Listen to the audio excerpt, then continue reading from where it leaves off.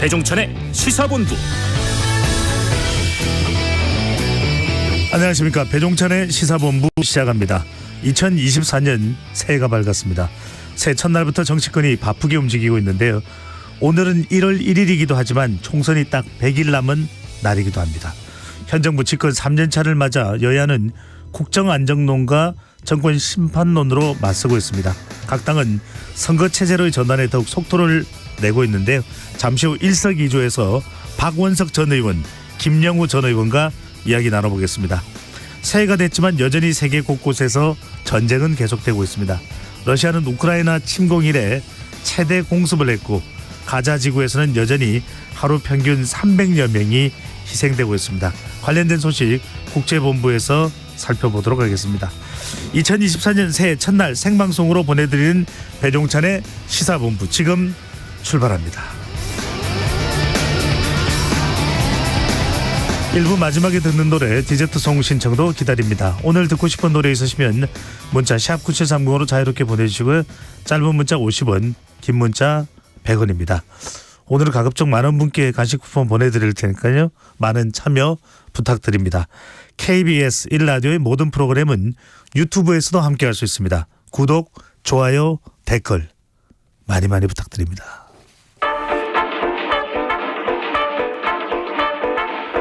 배종찬의 시사본부 한입뉴스. 오늘의 핵심 뉴스 한입에 정리하는 한입뉴스, 조현정 시사평론가, 심재민 시선뉴스 기자 두 분과 함께합니다. 어서 오십시오. 네, 안녕하세요. 새해 복 많이 받으세요. 네, 새해 복 많이 받으세요. 새해 복 많이 받으십시오. 네.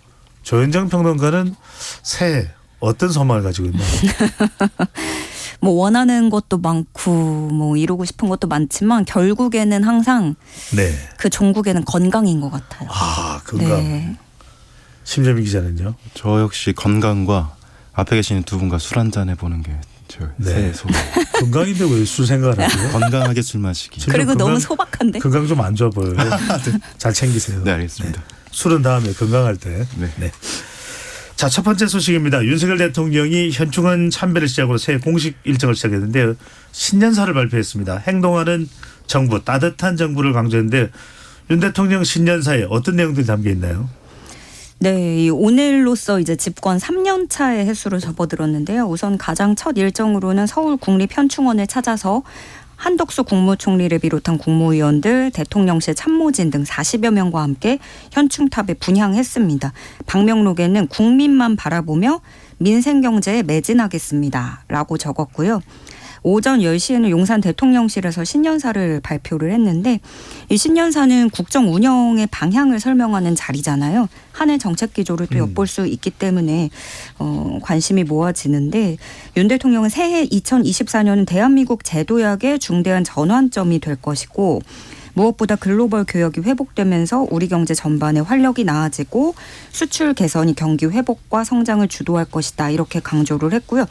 전반적으로는 녹록지 않은 대내외 여건 속에서도 리스크 관리를 잘 해왔고 건정재정 기조를 유지했다라고 자평하는 내용이었고요. 네. 기존의 그 정책 관련해서는 좀 기존에 얘기했던 부분들을 재확인하는 수준이었습니다. 네. 네.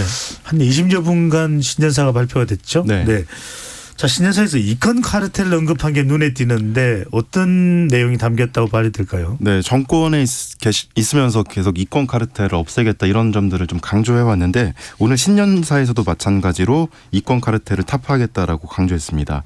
윤 대통령은 오늘 부패 패거리 카르텔과 싸우지 않고는 진정 국민을 위한 개혁이 불가능하다며 자기들만의 이권과 이념에 기반을 둔 패거리 카르텔을 반드시 타파하겠다고 말했습니다. 아울러 정부는 출범한 이후 일관되게 이권 카르텔, 정부 보조금 부정 사용, 특정 산업의 독과점 폐해 등 불정과 불법에 혁파해왔다며 올해도 국민의 자유를 확대하고 후생을 증진함과 아울러 공정한 사회를 만들기 위한 노력을 멈추지 않을 것이라고 말했습니다. 네. 그런 내용들을 망라해서 따뜻한 정부의 내용도 담고 있다 이렇게 발표가 되긴 했습니다. 자, 민생 경제와 직결되는 부동산 문제에 대한 언급도 있었네요. 지난해 우리가 한입뉴스에서 시공능력 16인 태영건설의 네. 워크아웃 신청도 이야기를 했는데 어떤 내용인가요? 일단 오늘 윤 대통령은 새해에는 국민들이 새 집을 찾아 도시 외곽으로 나가지 않도록 도시 내 주택 공급을 늘리겠다. 그리고 특히 재개발, 재건축 사업 절차를 원점에서 재검토해 사업 속도를 높이고 1인에서 2인 가구에 맞는 소형 주택 공급도 확대하겠다. 이런 방침들을 밝혔습니다. 네, 그렇군요. 자, 이번에는 각 당의 동향도 살펴보겠습니다. 국민의힘 한동훈 비대위원장도 신년사를 발표하고 현충원을 참배했네요. 네, 그 한동훈 국민의힘 비상대책위원장은 신년사에서 결연한 의지를 가지고 미래를 위해 할 일을 하겠다 강조했습니다. 국민의힘부터 변화하겠다. 국민의 삶에 집중하고 함께하겠다. 라면서 국민들에게 함께 해줄 것을 당부를 했고요. 이어서는 국립서울현충원에 안장된 이승만, 박정희, 김영삼, 김대중 전 대통령 묘역을 방문했습니다.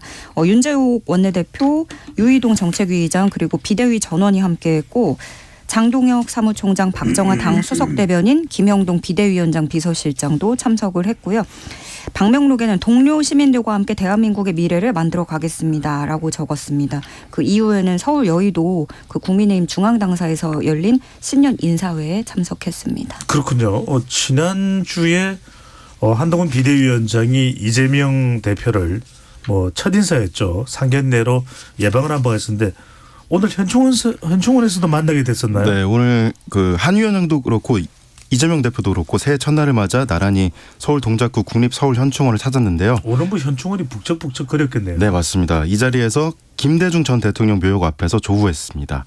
두 사람은 새해 복 많이 받으세요라는 덕담을 주고받으면서 악수했다고 전해집니다. 그렇군요. 자, 윤재욱 원내대표도 신년사에 어떤 발표가 있었습니다. 총선 100일이 남은 시점이라는 말씀을 드렸는데 국민의힘 윤재욱 원내대표는 새해 신년사에서 3대 계획을 차질 없이 진행하겠다고 강조하며 총선 지지를 호소했는데 이 3대 계획이면 연금, 노동, 교육 계획을 이야기하는 건가요? 네, 맞습니다. 그게 윤 대통령도 이번에 신년사에서 언급한 3대 개혁이었고요.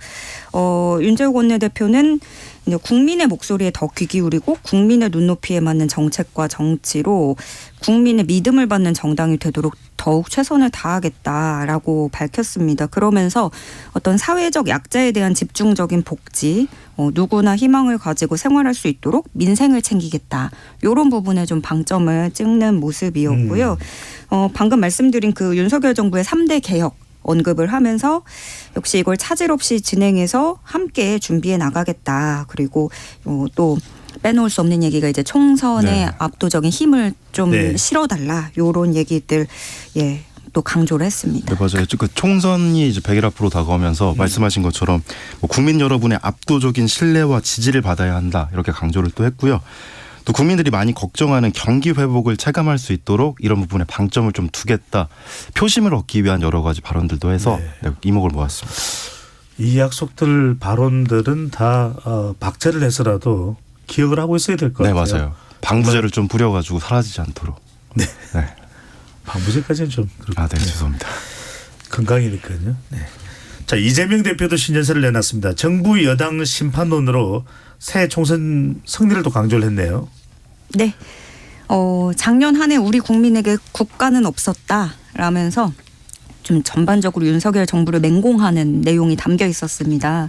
그러면서 또 그 이태원 참사, 전세 사기, 해병대 최상병 사망, 남북대화 단절 이런 것들을 직접적으로 일일이 거론을 하기도 했고요. 민생도 경제도 평화도 그리고 민주주의도 붕괴 위기다. 엄청난 퇴행을 겪고 있는 지금의 현실을 더 이상 두고 볼 수 없다. 이렇게 언급했습니다.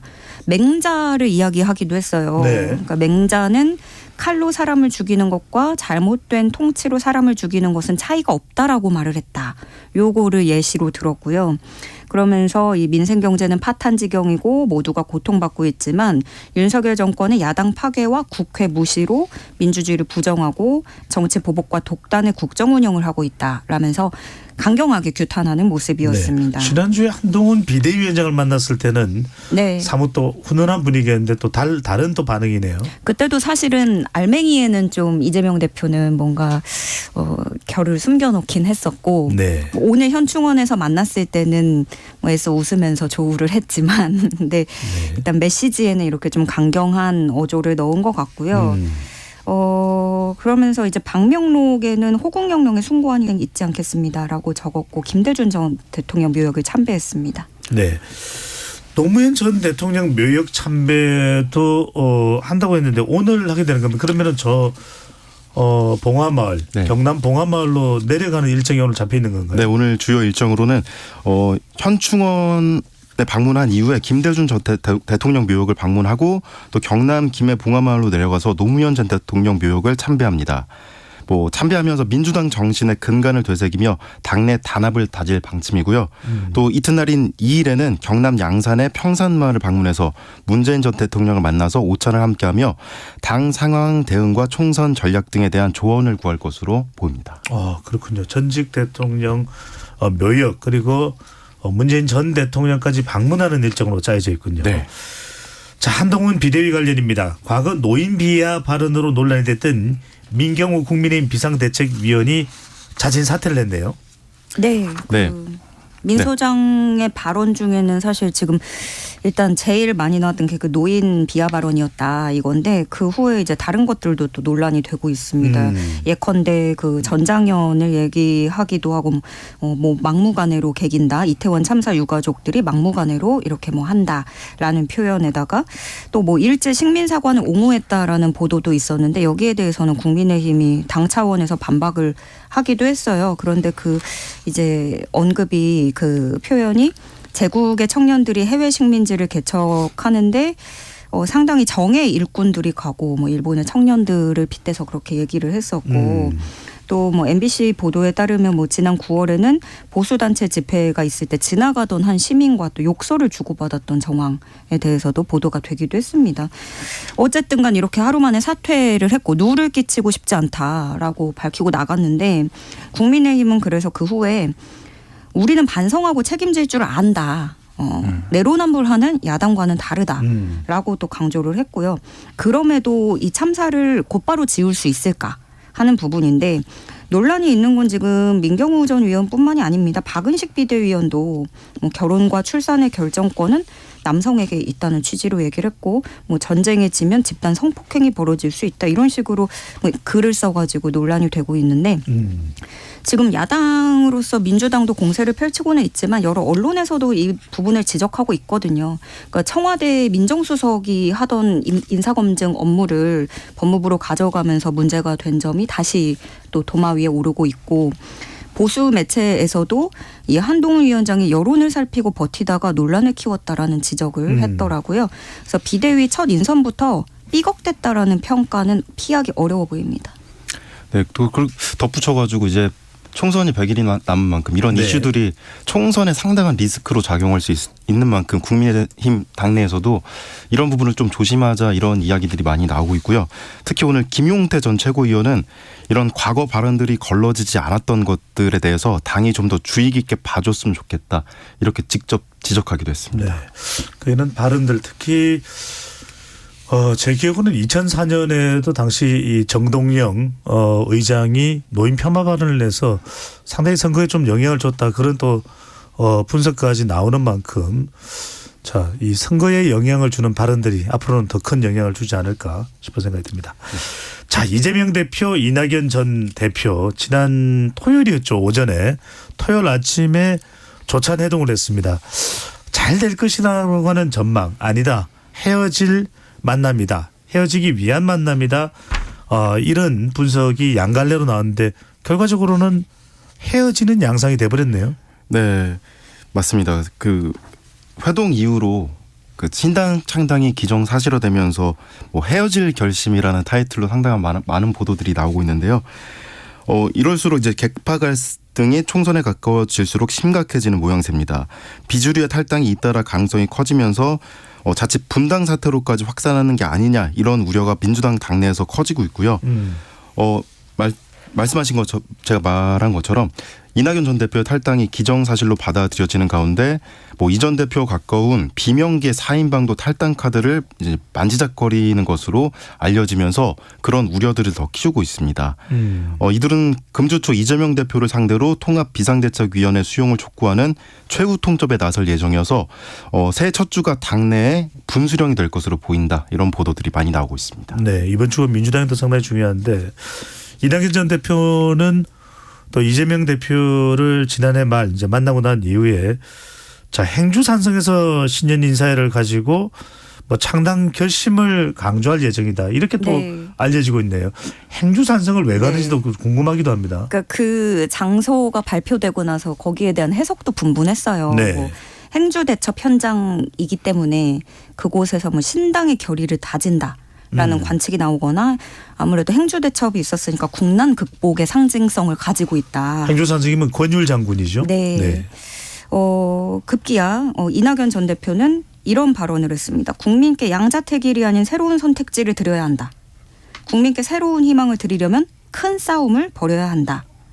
정치를 이대로 둘 수 없다는 세력과 이대로 좋다는 세력의 한판 승부다라면서 지금 신당 창당 방침을 재확인하는 모습이었고요. 그러니까 사실 그 12월 31일 끝날 때까지 작년에 그 이재명 대표하고 이낙연 전 대표가 두 사람이 만날 수 있을까 회의적인 관측이었다가 가까스로 만났잖아요. 전격적으로 만남이 성사됐죠. 네. 그런데 결국에는 빈손으로 끝나고 그래서 오히려 헤어지기 위한 명분 쌓기에 그쳤다는 평가가 나왔는데 이낙연 전 대표도 이렇게까지 발언을 한 이상 신당 창당은 더 빨라질 것으로 보입니다. 네, 그렇군요.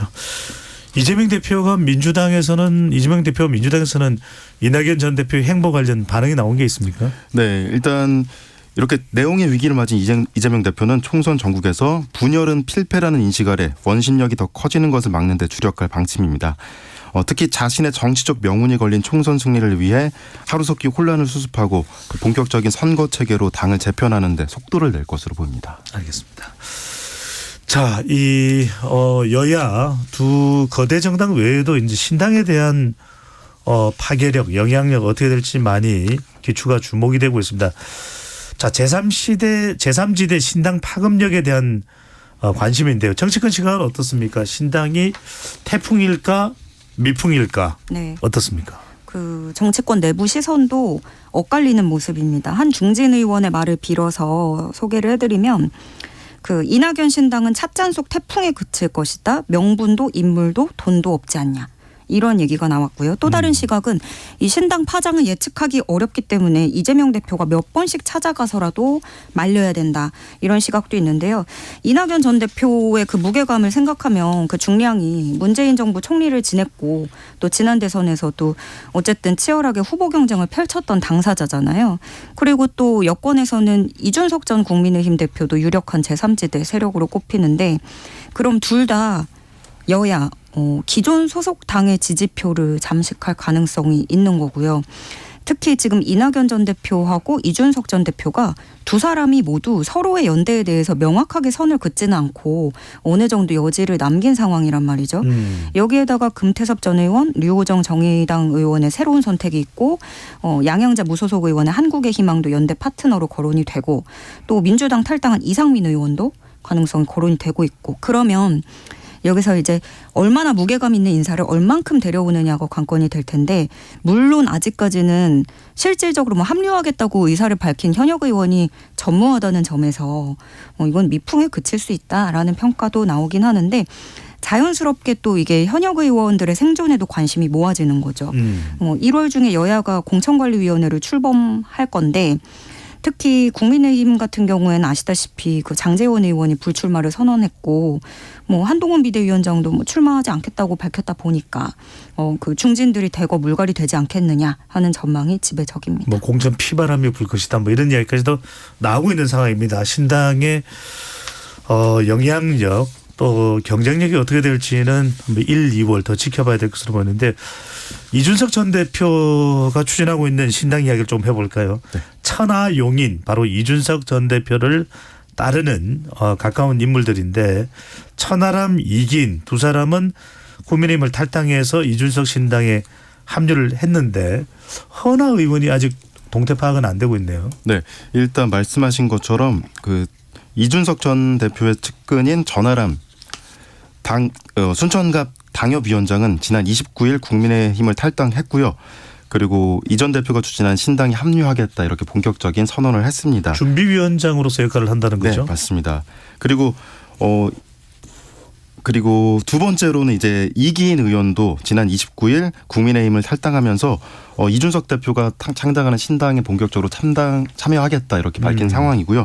나머지 인물들은 아직까지는 이렇다 할 뭐 명확한 의사를 밝히지 않아서 마찬가지로 이번 주 혹은 다음 주 내에 네. 어떤 본격적인 발표들이 있지 않을까 이렇게 예측되고 있습니다. 그렇네요. 김용태 국민의힘 전 청년 최고위원은 잔류한다고 이렇게 또 알려져 있기도 합니다. 자, 앞으로 신당의 참여 여부가 어떻게 될지도 좀 지켜보도록 하겠습니다. 자, 이 시각 교통정보 듣고 한입뉴스 이어가겠습니다. 유하영 캐스터. 네, 이 시각 교통정보입니다. 지금 고속도로는 해돋이를 본 후에 집으로 돌아가는 차들이 많습니다. 영동고속도로 인천 방향은 총 55km 정체인데요. 지금 강릉에서 서울로 출발하신다면 5시간 50분 정도 걸리겠습니다. 아직은 강원권 상황이 더 어려운데요. 대관령부터 진부 2터널까지 막히고요. 평창에서 둔내터널까지 밀립니다. 서울 양양고속도로 서울 방향은 양양 분기점에서 서양량까지 정체고요. 이후로 홍천 휴게소부터 춘천 분기점까지 막힙니다. 서해안고속도로 서울 방향 당진 분기점에서 서해대교까지 정체고요. 이후로 일직 분기점에서 금천까지 막힙니다. 서울 시내에서는 돌발 구간이 있습니다. 올림픽대로 공항 방향 동호대교 1, 2차로에서 사고 처리하고 있습니다. 영동대교부터 정체입니다. KBS 교통정보센터였습니다.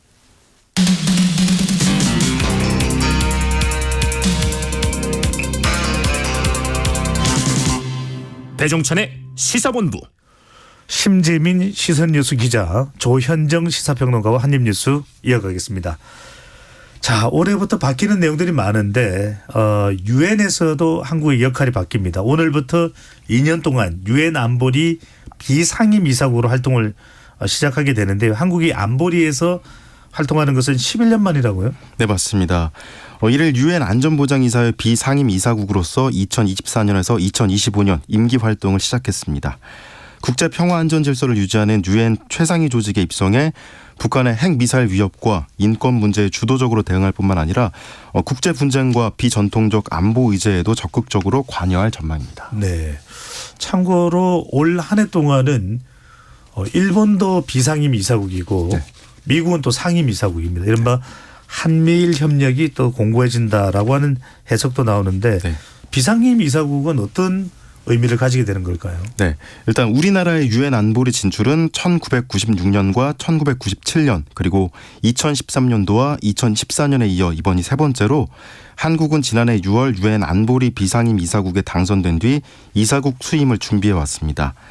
상임 이사국 5개국과 비상임 이사국 10개국으로 구성된 유엔 안보리는 전 세계 평화와 안전 유지에 1차적 책임이 있는 유엔 최고 의사결정 조직이자 유엔 회원국에 대해 국제법적 구속력을 갖는 유일한 기관으로서 앞으로 북한 문제는 물론이고 지금 앞서 말씀해 주신 것처럼 이스라엘 그쪽에 대한 평화 문제도 그렇고 또 러시아와의 전쟁에서도 여러 가지 목소리를 낼 수 있는 이런 역할에 섰다 이렇게 볼 수 있을 것 같습니다. 그러네요. 유엔 여러 가지 결의에도 비상임 이사국이 되면 하여튼 회의에 참석해서 네. 안보리의 회원국이기 때문에 더 적극적으로 참여할 수 있다는 장점이 있네요. 자, 이번에는 방송통신위원회로 가봅니다. 주요 지상파 방송사들에 대한 재허가를 연기한 것으로 알려지고 있는데 그동안 방통위원장 공백 때문에 그랬던 것이라고 봐야 될까요? 다른 이유가 있나요? 시간이 부족했다는 게 일단 방통위에서 들고 있는 이유입니다. 김홍일 신임위원장이 취임하고 이틀밖에 안 된 상황이었어가지고 관련 내용을 다 검토하기에는 물리적으로 시간이 부족했다는 설명인데요. 그러니까 지난 31일에 전체 회의를 열고 재허가를 의결했어야 됐는데 그때 이제 갑자기 취소가 되고 재허가 관련 조치도 연기가 된 거죠. 그래서 이때 당초 재허가 여부를 결정지어야 했던 대상 그 방송국들이 모두가 그 방송허가 유효기간이 2023년 12월 31일로 만료가 되는 거예요. 그렇군요. 네, 그러면 오늘부터는 일시적으로 불법 방송 상태가 되는 겁니다. 그래도 뭔가 조치를 취하지 않았을까요? 그러니까 방금 전에 말씀하신 대로 네. 방송 중단 그 규정에 따르면 불법 방송 우려가 생길 수 있는데 어떤 임시 조치라도 취해진 게 있습니까? 예, 일단 방통위는 방송사들의 불이익은 없도록 하겠다고 설명을 했어요. 왜냐하면 실제로 방송사들이 잘못한 건 일단 아니니까. 네. 예, 행정법 조항에도 이제 당사자 등에게 책임이 없는 경우 허가 기간의 진행이 정지된다라는 조항을 이걸 적용을 하게 되고, 그래서 방통위는 이번 달 중순까지는 모든 절차를 다 마무리해서 재허가 여부를 결정하겠다는 방침입니다. 그렇지만 이게 또 사실 유효기간이 만료된 방송국들 입장에서는 재허가 조치를 쥐고 있는 거는 그걸 또 기다려야 된단 말이에요. 그러면 정부의 눈치를 볼 수밖에 없는 상황이다. 이렇게 또 볼 수가 있는 거죠. 그게 길어질수록. 네. 예. 일단 방통위에서는 이렇게 또 입장을 내놨더라고요. 자신들이 문제를 삼지 않을 거기 때문에 방송사들도 뭐 불법 방송일 염려도 없고 방송사에서도 문제 제기할 이유는 없다라고 선을 긋긴 했습니다. 네. 뭐 하여튼 그런 부분에 대해서는 좀 일단 안도의 한숨을 쉴 수는 있는데. 네, 맞습니다. 제어가 승인을 받아야 되니까 그 부분은 또 좀 긴장감이 감돌겠네요. 네, 맞습니다. 새해 처리할 것들이 참 많은 상황이라고 볼 수 있을 것 같습니다. 알겠습니다. 2004년, 2024년 새해부터 이제 달라지는 것이 많은데 꼭 우리가 알아야 될 것만 좀 추려서 네. 전달을 해드리겠습니다. 우선 주식 양도세 과세 대상 대주주 기준을 상향했다고요? 네, 일단 주식 부분 참 요즘에 여러 가지 말들이 나오고 있는데요. 일단 주식 양도세 과세 대상 대주주 요건이 완화돼서 상장 주식 양도세 과세 대상인 대주주의 종목당 보유 금액 기준이 10억 원 이상에서 50억 원 이상으로 완화됐습니다. 네, 아울러 또 개인 투자용 국채 발행도 가능해지는데요.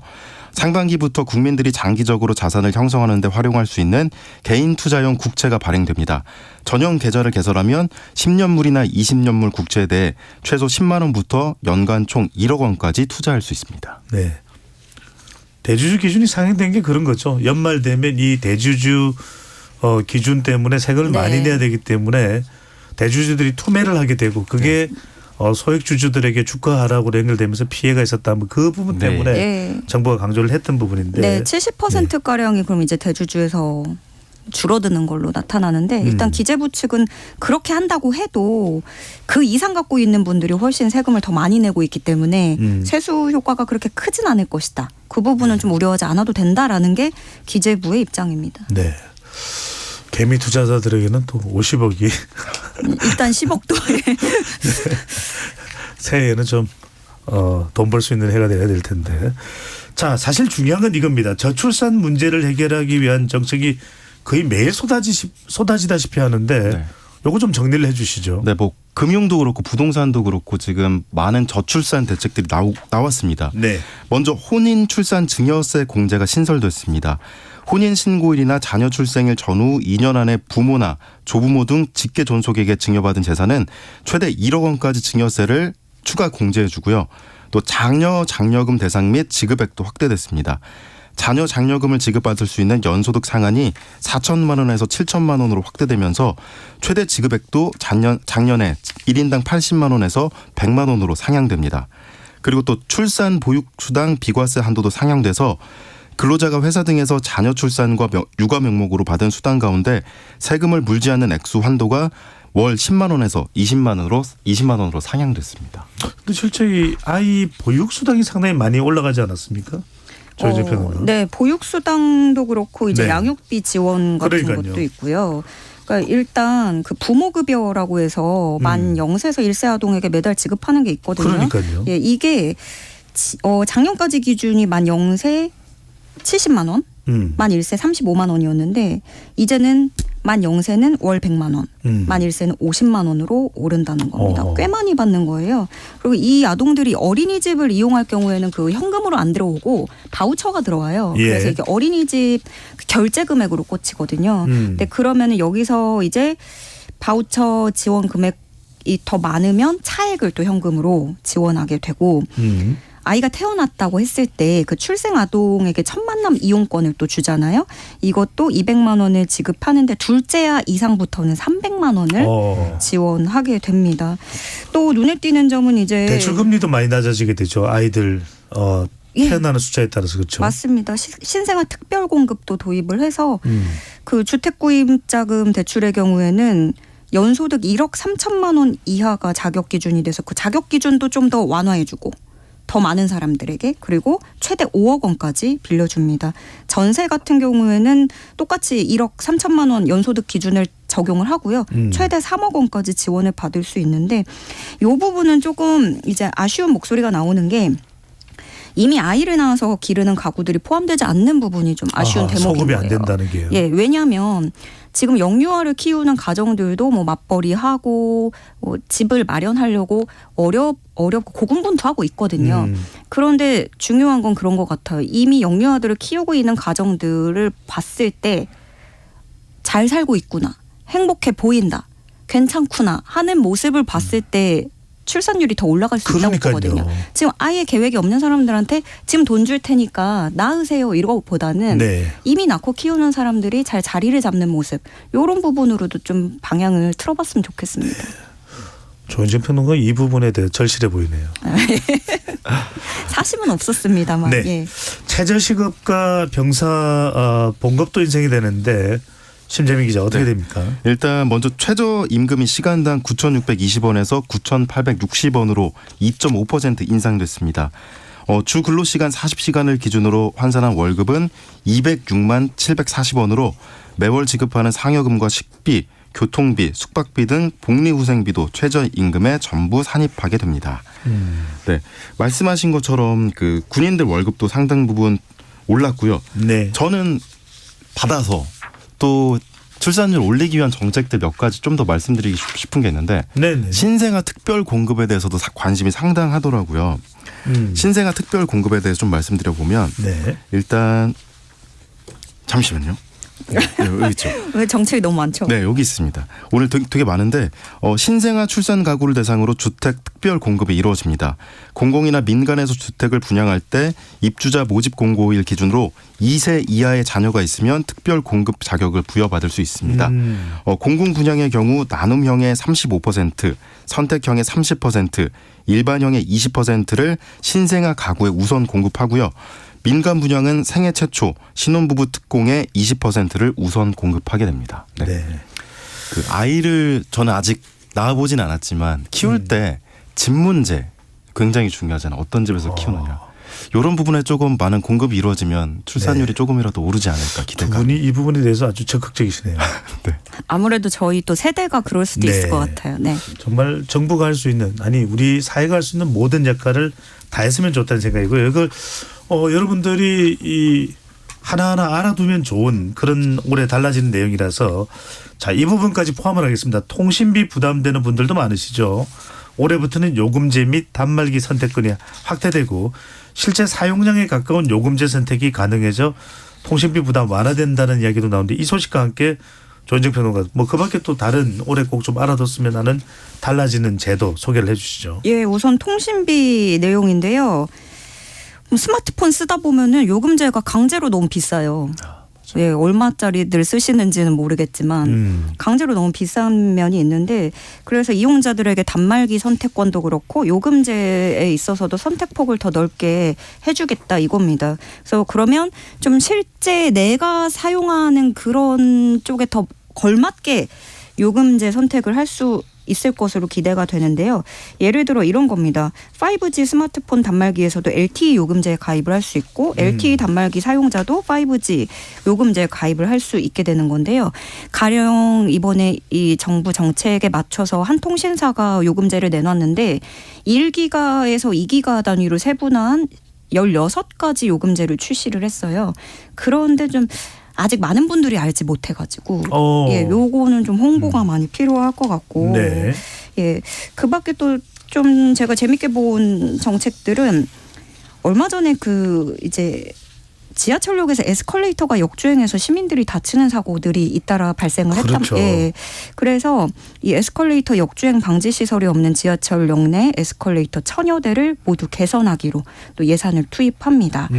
혼잡도가 높아서 안전사고 우려가 큰 지하철들이 또 특히 있는데 서울 지하철 4호선, 7호선, 9호선, 네. 김포 골드라인에는 전동차를 추가로 편성하는 사업에도 예산이 또 투입이 되고요. 김포 골드라인은 정말 반가운 소식이네요. 네, 그리고 실생활에서 체감할 수 있는 제도 중에 요거 굉장히 관심이 많으십니다. 대중교통비 환급 지원 사업인데 K패스라고 도입이 되거든요. 네. 이게 그러니까 대중교통 많이 이용하시는 분들이 월 몇 번 타면 좀 환급해주겠다 이런 건데 환급 요건도 원래는 월 21회였는데 15회로 낮춰서 한 달에 15번만 타면 할인받을 수 있다. 이런 식이고요. 일반 요금은 30%, 저소득층 53%, 청년에게는 30%까지 할인이 됩니다. 달라지는 제도 중에서 심재빈 기자. 네. 학자금 대출도 3일부터 신청이 된다고 하는데 학자금 대출. 어떤 점이 좀 달라졌을까요? 잠시만요. 1학기 학자금 대출 3일부터 시작된다고 하는데 네. 네, 일단 오늘 뭐- 네. 제가 말씀드리겠습니다. 교육부와 한국장학재단의 2024학년도 1학기 학자금 대출을 오는 3일부터 한국장학재단 홈페이지와 또 모바일 애플리케이션으로 신청을 받습니다. 등록금 대출은 4월 25일까지, 생활비 대출은 5월 16일까지로 기한이 다르기 때문에 잘 확인하셔야 되고요. 이 중에서 좀 달라지는 것들을 말씀드려 보겠습니다. 일단 학자금 대출 제도 개선으로 취업 후 상환 기준 소득이 지난해 2,525만 원에서 올해 2,679만 원으로 154만 원 인상됐습니다. 그리고 2009학년도 2학기부터 2012년 2학기까지 받은 일반 상환 학자금 대출 금리가 저금리로 바꿔주는 제3차 저금리 전환 대출도 시행하기 때문에 기존에 좀 비싼 금리로 이용하고 계셨다면 이 부분에서 갈아탈 수 있으니까 확인해 보시면 좋을 것 같고요. 네. 그리고 생활비 대출 연간 한도가 350만 원에서 400만 원으로 확대되기 때문에 생활비 대출을 받는 학생들 같은 경우에 또 잘 확인해 보시면 여러 부분에서 도움이 될 것들이 많아 보이니까 좀 살펴보셨으면 좋겠습니다. 네. 참 소개해드릴 내용들은 많은데 여러분들도 더 자세한 내용은 관련된 홈페이지에서 확인을 해 주시면 좋겠습니다. 지금까지 한입뉴스 조현정 시사평론가, 심재민 시선뉴스 기자 두 분과 함께했습니다. 잘 들었습니다. 네, 고맙습니다. 감사합니다.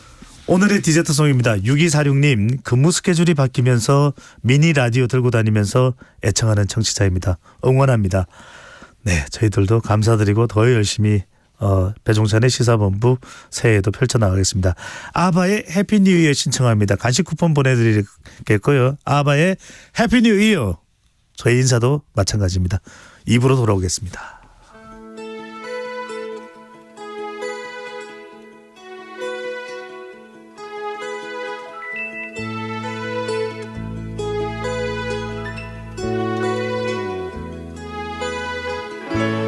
No more champagne and the fireworks are through. Here we are, me and you, feeling lost and feeling blue. It's the end of the party and the morning seems so grey, so unlike yesterday. Now's the time for us to say Happy New Year, Happy New Year. May we all have a vision now and then of a world where every neighbor is a friend. Happy New Year, Happy New Year. May we all have our homes, our will to try. If we don't, we might as well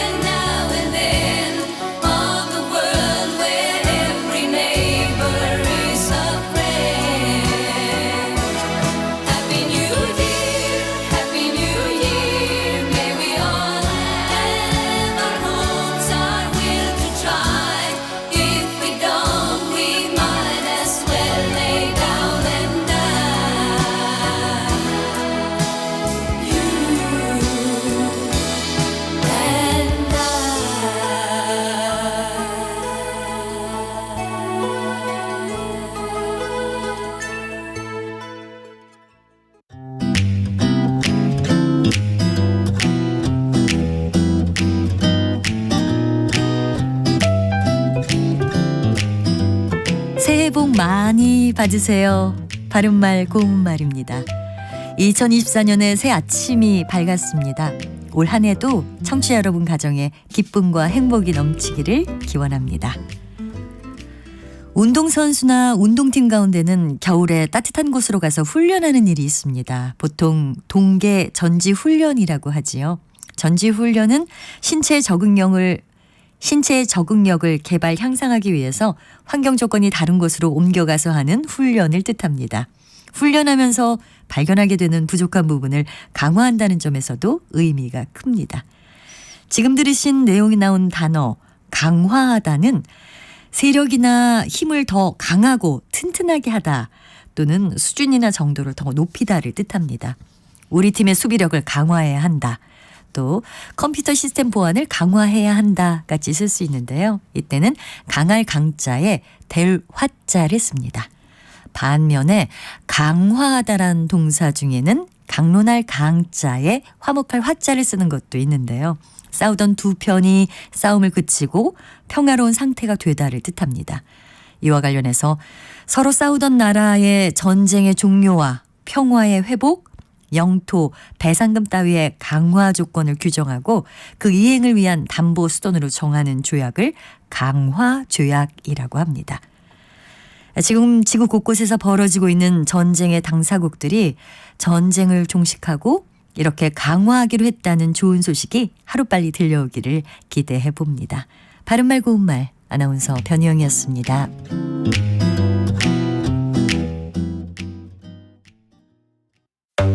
3대 얘기 중에서도 맞는 얘기가 있잖아요. 그러면 거기까지 동감이 이루어졌으니까 그럼 또 요 다음 가시죠. 무슨 정반합 이렇게 가야 되거든요. 이기고 지는 걸 떠나서 좋은 결론을 또 줄여내셨으면 좋겠어요. 선 넘지 않는 그런 토론. 별로 의미는 없을 것 같아도 그래도 그런 자리가 자꾸 있어야 뭐가 변화가 있을 것 같아요. 그렇게 하다가 보면 뭐라도 뭐 하나 얻어 걸리는 게 있겠죠.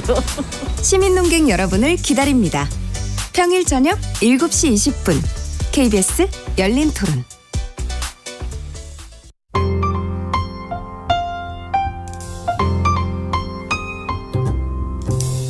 어떤 하루 보내고 계신가요? 눈코 뜰 새 없이 바쁘게 지나가는 한 주. 월요일부터 금요일, 매일 밤 10시부터 12시까지는 오롯이 당신만을 위한 시간입니다. 당신을 위한 지식 쉼터. 오늘 밤 일라디오.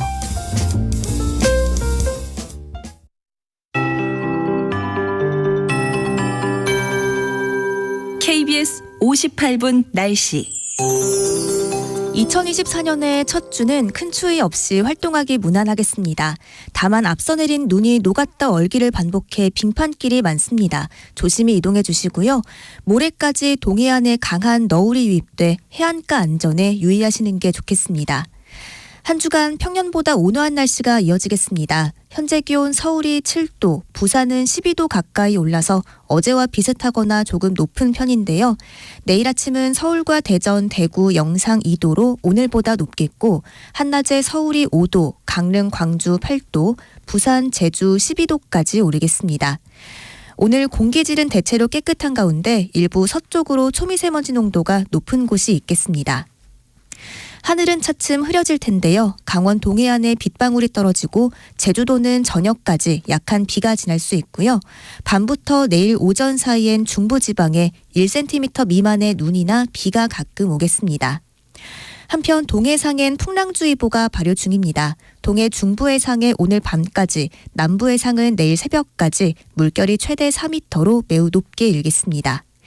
모레는 남해안과 제주도에 비나 눈이 내릴 전망입니다. 지금 서울의 기온은 7.2도, 습도는 68%입니다. 박다유입니다.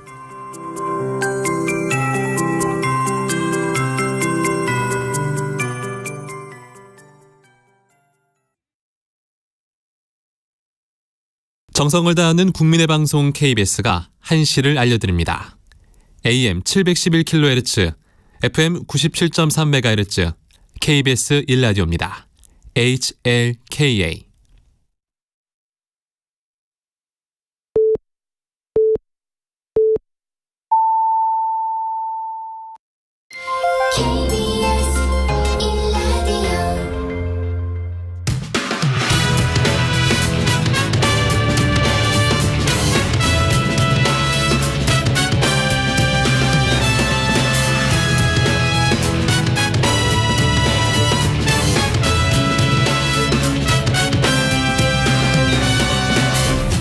KBS 1라디오 배종찬의 시사본부.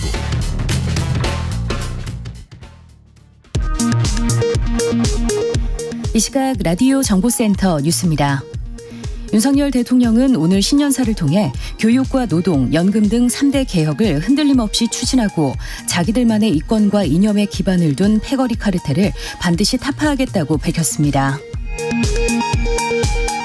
국민의힘 한동훈 비상대책위원장은 신년사에서 국민의힘부터 변화하겠다, 무기력 속에 안주하거나 계산하고 몸살이지 않겠다며 결연한 의지를 가지고 미래를 위해 할 일을 하겠다고 밝혔습니다.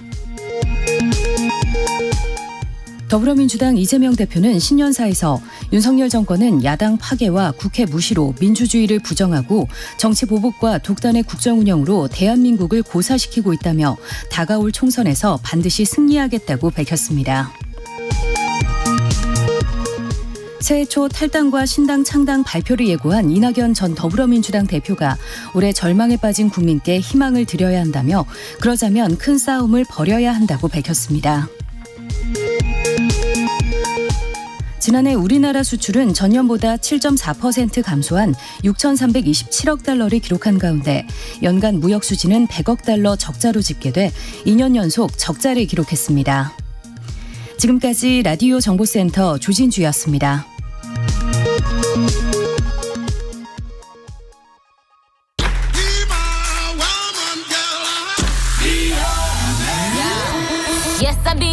인터넷에서 화제가 된 뉴스를 다뤄보는 스트릿 뉴스 파이터 시간입니다.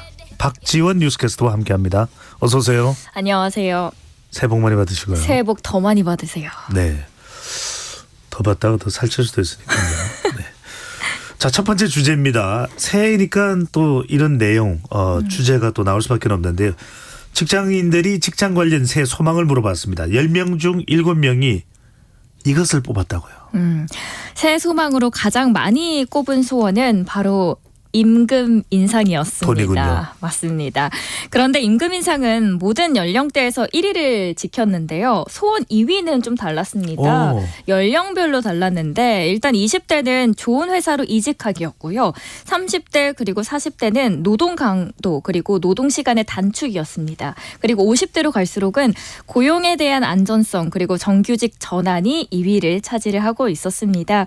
또 내년에 직장 생활이 좀 좋아질 것이다라는 전망에 대해서는 한 70%가 긍정적으로 대답을 했던 반면에 나빠질 것이다라는 답변은 한 29%였고요. 다만 이게 비정규직의 경우에는 32%가 2024년에 직장 생활이 더 나빠질 것으로 전망을 하면서 정규직보다는 직장 생활에 대해서 조금 더 큰 불안감을 갖고 있는 것을 알 수 있었습니다. 네. 올해는 또 푸른 용해입니다. 갑진년에는 근로자의 권익이 더 높게 또 신장되는 그런 한 해가 되면 좋겠습니다. 자, 두 번째 주제입니다. 연차 이날 내면 2024년 올해 최대 9일을 쉴 수 있다고요? 물론 일하는 것만큼 중요한 건 바로 휴식이겠죠. 새해가 되자마자 많은 직장인 분들이 궁금해하시는 것 중 하나가 올해는 언제 쉬지? 언제 휴일이 가장 길지일 것 같은데요. 일요일을 포함한 휴일은 올해와 같은 68일이었어요. 그러니까 작년과 같은. 그런데 주 5일제 근로자는 법정 공휴일이 토요일이나 일요일과 겹치지 않기 때문에 작년보다 이틀 더 늘어난 119일을 쉬게 될 수 있는데요. 그래서 오늘은 특별히 제가 이날 쉬게 되면은 최대 9일까지 쉴 수 있는 방법들까지 계산을 해왔습니다. 이 귀중한 정보들 오늘 우리 시사본부 가족분들에게만 전해드리려고 하는데 일단 휴일 중에서 연휴는 모두 4차례로 상반기에 3차례, 하반기에 1차례씩 돌아옵니다. 설날과 추석을 제외하면 3일 이상 쉴 수 있는 연휴는 3월과 5월에 1차례씩 있고요. 3일절인 3월 1일이 금요일 그리고 어린이날 대체 휴일인 5월 6일이 월요일이기 때문입니다. 그리고 두 번째로는 금요일에 휴가를 만약에 사용하게 되면 4일을 쉴 수 있는 목요일 휴일도 3번이 있습니다. 현충일인 6월 6일 그리고 광복절인 8월 15일, 개천절인 10월 3일이 모두 목요일입니다. 또 4월에는 10일 수요일 22대 이제 국회의원 선거일로 인한 임시 공휴일도 있는데 한편 7월과 17월 그리고 11월에는 공휴일이 하루도 없다라는 점도 참고를 해두시면 좋을 것 같습니다. 7월과 11월 밉네요. 네. 그런데 아까 이야기한 최대 9일 열흘에 하루 모자라는 9일을 쉴 수 있는 날 언제입니까? 그게 가장 중요하겠죠. 2024년의 가장 긴 황금 연휴 바로 추석 연휴입니다. 와. 9월 14일 토요일부터 18일 수요일까지 총 5일간 쉴 수 있는데요. 다시 말해서 19일부터 20일에 휴가를 사용을 하게 되면은 22일 일요일까지 무려 9일간의 그러니까 일주일도 넘는 연휴를 즐길 수 있으실 것 같습니다. 모두 이날을 기억하시면서 또 2024년도 열심히 하루하루 달려나가시면서 휴식도 그리고 일도 챙기시길 바라겠습니다. 네, 그렇군요. 9월 달에는 이틀만 휴가를 내면 9일 휴가입니다. 엄청나네요. 네. 하지만 저희는 네, 계속 집중하겠습니다. 자, 세 번째 주제입니다. 시외버스 터미널들이 이용객 감소로 운영 적자가 커지면서 폐업하는 곳들이 늘어나고 있다고요? 1989년에 문을 처음 열었던 송탄터미널이 34년 동안 시민들의 반역할을 해왔었는데요. 코로나 이전에는 한 1,200여 명에 달했던 하루 이용객들이 지금은 100명 미만이 됐고요. 버스 노선도 원래는 19개였다가 10개로 쪼그라들었습니다. 내년에는 문 닫는 터미널이 그런데 더 많아질 걸로 보이고 있습니다. 문제는 일부 지역의 일로만 여겨졌던 일이 이제는 수도권까지 전이가 되고 있다는 건데 작년 들어서 문 닫은 수도권 터미널만 3곳이었고요. 인구 900만의 거대 도시 서울에서는 상봉터미널이 폐업을 했었고 이제 각각 인구 100만을 자랑하고 있는 성남시, 고양시에서는 성남종합터미널 그리고 화장터미널이 문을 닫았습니다. 2020년 이후에 폐업한 국내 버스터미널을 쭉 보니까 한 18곳이 되더라고요. 그렇네요. 버스터미널만큼 이용객들이 많을 곳도 없을 텐데 무슨 이유입니까? 저 지하철이 생겨서 그런 겁니까? KTX입니까? 아니면 수도권이니까 이제 자가용 숫자가 늘어나서 그런 겁니까? 비슷합니다. 대체 운송 수단이 발전했기 때문인데 실제로 송탄 터미널만 하더라도 이 택시로 15분 거리에 고속철도 정차역인 평택 지제역이 자리를 잡고 있고요. 여기서 고속철도를 타면은 20여 분 만에 또 서울 수서역에 도착을 합니다. 반면에 송탄 터미널에서 시외 버스로 서울 남부 터미널까지는 한 1시간, 동서울 터미널까지는 1시간 30분 가량이 걸리는 거죠. 그렇군요. 이것도 막히면 더 걸릴 수도 있고요. 그렇죠. 자, 그래도 버스 터미널이 뭐 몇 명이 되었든 간에 버스로 이동하시는 분들이 계실 테니까 필요할 것 같은데. 맞습니다. 문제는 여전히 버스터미널이 필요하다라는 점인데 대체 교통수단인 철도나 항공편을 이용하기 좀 어렵거나 아니면은 상대적으로 저렴한 이동수단을 선택해야 하는 분들이 여전히 있기 때문이고요. 모든 국민이 또 역세권에 살 수 없고 이런 복잡한 교통을 환승해 가면 큰 도시로 나갈 수 없고 국민의 보편적인 이동권을 보장하기 위해서라도 버스터미널을 계속 유지하는 게 필요하다라는 지적들이 나오고 있습니다. 그렇군요. 그 다음 소식을 한번 알아볼까요? 자, 반려견이 노인 치매 위험을 40%나 낮춰주고 심지어 고양이보다는 개를 키우는 게 더 도움이 된다는 연구 결과가 나왔는데 저는 이게 고양이보다 개 키우는 게 더 도움이 되는 이유가 뭔지 특히 더 궁금하네요. 저도 궁금해서 바로 찾아봤는데 반려견을 키웠을 때 바뀌는 생활 패턴이 영향을 주는 걸로 보입니다. 치매 발병 위험도를 줄이기 위한 중요한 요인들이 뭐 운동 습관이나 사회적인 연결고리 형성인데 견주들은 하루에 한 번은 꼭 나가서 산책을 시켜줘야 하다 보니 산책을 하면서 운동을 자연스럽게 하게 되고 뭐 주변의 다른 견주들과 이야기를 하면서 사회와의 연결고리가 생기는 부분들이 치매 발병 위험도를 낮추는 요인으로 작용이 되고 있습니다. 아무래도 반려견과 비교를 했을 때 반려묘는 바깥 활동에 큰 관심을 보이지도 않고요. 그리고 캣타워가 운동량을 책임지고 있어서 오히려 나갔을 때 외부적인 스트레스 요인을 더 받기 때문에 반려견이 더 많은 치매 발병률을 낮춰줄 수 있다라고 합니다. 더 밀착해서 또 바깥 활동에까지 또 관심을 뭐 보인다든지 뭐 그런 부분도 될 수 있는데 일본의 도쿄 건강장수의료센터가 연구한 결과도 있다면서요.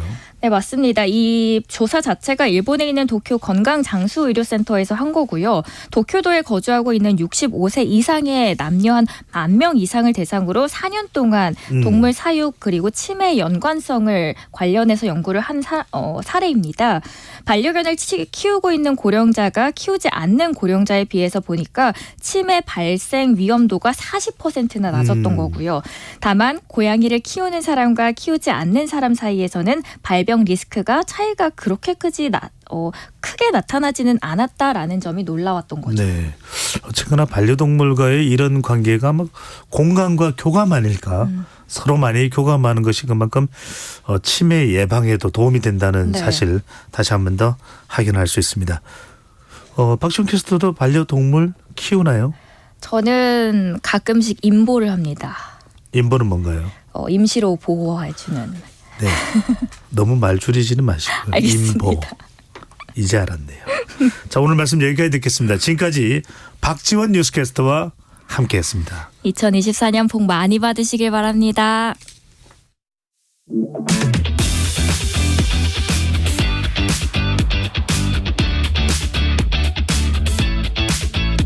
배종찬의 시사본부는 여러분과 함께합니다.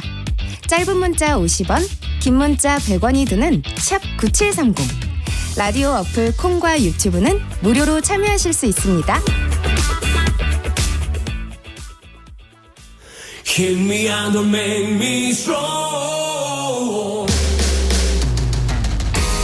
매주 월요일 주말 동안 있었던 뉴스를 정리하고 새로운 주간 뉴스를 미리 살펴봅니다. 발빠른 뉴스와 깊이 있는 해석이 있는 일석이조 시간입니다. 박원석 전 의원, 김영우 전 의원 두 분과 함께합니다. 어서 오십시오. 네, 안녕하세요. 새해 복 많이 받으십시오. 네, 두 분 다 총선 출마 계획은 있으신 거죠? 우리 김영우 의원님은 확실히 있으시고 저는 네. 좀 불투명합니다. 여러 전제들이 남아 있습니다. 큰 정치를 좀 하시는 거예요. 큰 정치를요. 대선인가요? 뭐 아니라고 부정하지 않겠습니다. 네, 박원석 전 의원 그렇다면 큰 꿈을 그리시니까 먼저 좀 올해 소망을 한 가지만 꼽으라면요.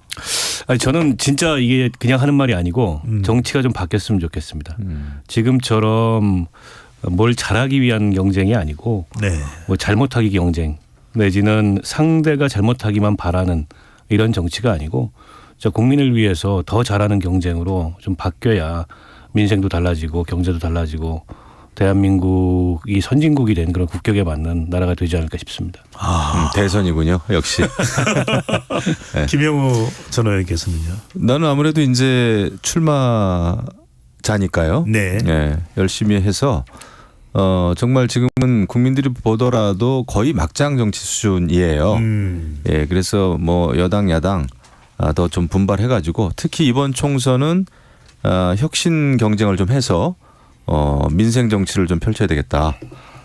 그리고 저는 또 경험이 좀 있잖아요. 이 경험을 더 잘 살려가지고 좀 더 좋은 정치가 되는데 보탬이 돼야 되는 거죠. 그래서 특히 중진 의원들의 역할이 굉장히 중요한데 어려운 때일수록 그런 게 좀 안 보이는 것 같아서 안타깝습니다. 그래서 제대로 확실한 정치를 좀 다시 보여드리기 위해서 다시 좀 나섰습니다. 네.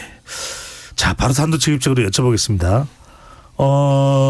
올 4월에 있을 총선 한동훈 대 이재명 대결 구도, 한동훈 대 이재명 프레임으로 전환됐다고 보시는지요?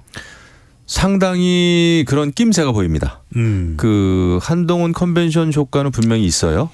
여러 이제 뭐 통계 여론에서도 이제 나오고 있는데 다만 그 지속적으로 그 컨벤션 효과가 갈 것인지에 대해서는 이제 그 한동훈 비대위와 그다음에 또 꾸려질 공천관리위원회 이 면면이 굉장히 중요하다고 봅니다. 그리고 이제 또 역시 두 가지죠. 크게는 국민들이 관심이 있는 것은 이제 경제 문제일 겁니다. 그다음에 또 하나는 이제 어쩔 수 없이 민주당이 그러니까 민주당과 정의당이 만든 악법입니다만 그럼에도 불구하고 김건희 여사 특검법과 관련된 비대위의 또 입장, 당의 입장 이런 것도 중요하겠죠. 네. 박성준 의원은 뭐 저는 별로 그런 구도에 동의하지 않는데요. 역대 모든 총선은 정권에 대한 이제 평가 또 심판 이런 의미를 갖습니다. 이게 이제 대선과는 다르게 총선은 무슨 차기 주자들을 놓고서 어느 쪽이 더 가능성이 있고 어느 쪽이 더 비전이 있는 차기 주자인가를 가리는 선거가 아니고 현직 대통령의 국정 운영에 대한 평가의 선거입니다. 사실 국민의힘에서 이제 한동훈 비대위원장이라는 어떻게 보면 지금 아껴야 될 차기 주자를 조기에 이렇게 등판시킨 것도 그만큼 상황이 어렵기 때문에 구도를 좀 바꿔보고자 윤석열 대통령은 좀 당분간 잊으시라. 그리고 한동훈 비대위원장이라는 새로운 인물을 주목해 주시라. 이제 이런 어떤 선거 전략을 펴고자 하는 것 같은데 근데 그게 이제 뜻대로 잘 안 될 거예요. 여전히 지난 1년 반 동안의 국정 운영에 대해서 여러 가지 문제의식을 국민들이 느끼고 있고 그게 이제 여론에 반영이 되고 있잖아요. 대통령 국정 수행에 대한 지지율이 뭐 40%를 밑도는 상황이고 그에 대한 부정평가가 한 60% 가까이. 이런 상황에서는 사실 여당이 어떤 선거 전략을 써도 선거가 쉽지 않은 상황인 것만은 분명하고요. 그래서 제가 민주당에게 그 조언을 드리는 바는 자꾸 이제 한동훈 대 이재명 이 구도 여당이 원하는 구도에 말리지 말아라. 윤석열 대통령과 김건희 여사만 계속 반복해서 얘기해라. 그게 민주당의 선거 전략이면 된다. 근데 자꾸 여당이 원하는 대로 무슨 한나땡 이런 얘기를 하면 한동훈 나오면 땡큐. 예, 의미도 없는 얘기일 뿐더러 오히려 그거는 여당이 원하는 구도에 말려 들어가는 그런 선거가 될 수 있다고 봅니다. 그래서 오히려 민주당은 한동훈 비대위원장은 있고 윤석열 대통령만 소환해라 이런 말씀을 드리고 싶어요. 박원석 전 의원에게 이 부분도 그래서 여쭤봅니다. 그럼에도 불구하고 언론은 계속해서 한동훈, 이재명 비교를 하면서 주목을 하고 집중이 되고 있습니다. 오늘 소개드리는 모든 조사는 중앙선거론조사심의위원회 홈페이지에서 확인 가능합니다. 중앙일보가 한국갤럽에 의뢰서 지난해 12월 28일, 29일 양일간 실시한 조사인데요. 우리나라를 이끌어갈 정치 지도자 장래 대통령감으로 누가 좋다고 생각하느냐라는 질문에 응답자의 24%가 한동훈 위원장, 22%가 이재명 대표 거의 비슷합니다. 자, 이 조사는 휴대전화, 가상번호, 전화면접 조사로 실시가 된 결과인데 이 조사가 이 중앙일보 의뢰 말고 한국갤럽이 자체적으로 하는 조사에서는 수치상으로라도 한동훈 비대위원장이 뛰어넘어 본 적은 없거든요. 그런데 이번 조사에서는 한동훈 24, 이재명 22 이 부분은 어떻게 보십니까? 일종의 이제 컨벤션 효과인 거죠. 이제 한동훈 비대위원장은 신상품이지 않습니까? 네. 원래 이제 신상이 등장을 하면 신상 효과라는 게 얼마간 나타나는데 그런 걸로 봐야 될 것 같고요. 그에 반해서 이재명 대표는 뭐 호재가 없습니다. 당내의 분열 요인도 있고 또 당내에서 여전히 리더십에 대한 문제 제기가 있고요. 그러니까 지금 이재명 대표가 아니라면 총선을 놓고서 구도를 한동훈, 이재명 이렇게 비교하는 구도도 설정이 안 될 거예요. 그래서 얼굴을 좀 바꿔야 된다. 이런 목소리가 민주당 내에 있는데 이재명 대표는 뭐 스스로 물러날 생각은 없어 보이고요. 물론 한 3월 달쯤 돼가지고 뭔가 이게 그 이재명 대표로 계속 가는 게 총선에 차질이 있을 수 있겠다. 이런 정무적 판단이 들면 그때 가서 총선용 새 얼굴을 비대위원장이든 선대위원장이든 제시할 수 있는데 좀 늦을 수도 있죠. 그런 면에서는. 민주당 내에서 이재명 대표의 이선 후퇴와 통합비대위 같은 걸 요구하는 그런 의견도 그런 점을 우려하기 때문이에요. 사실 이번 총선의 성격은 윤석열 대통령 평가인데 굳이 이게 한동훈 비대위원장이 등장하면서 무슨 한동훈, 이재명 이런 구도로 바뀌는 거를 민주당이 그냥 두고 보는 게 타당하냐 뭐 이런 문제 지적도 좀 포함하고 있다고 생각하거든요. 그러니까 이재명 대표 고민해야 될 대목이라고 봅니다. 네.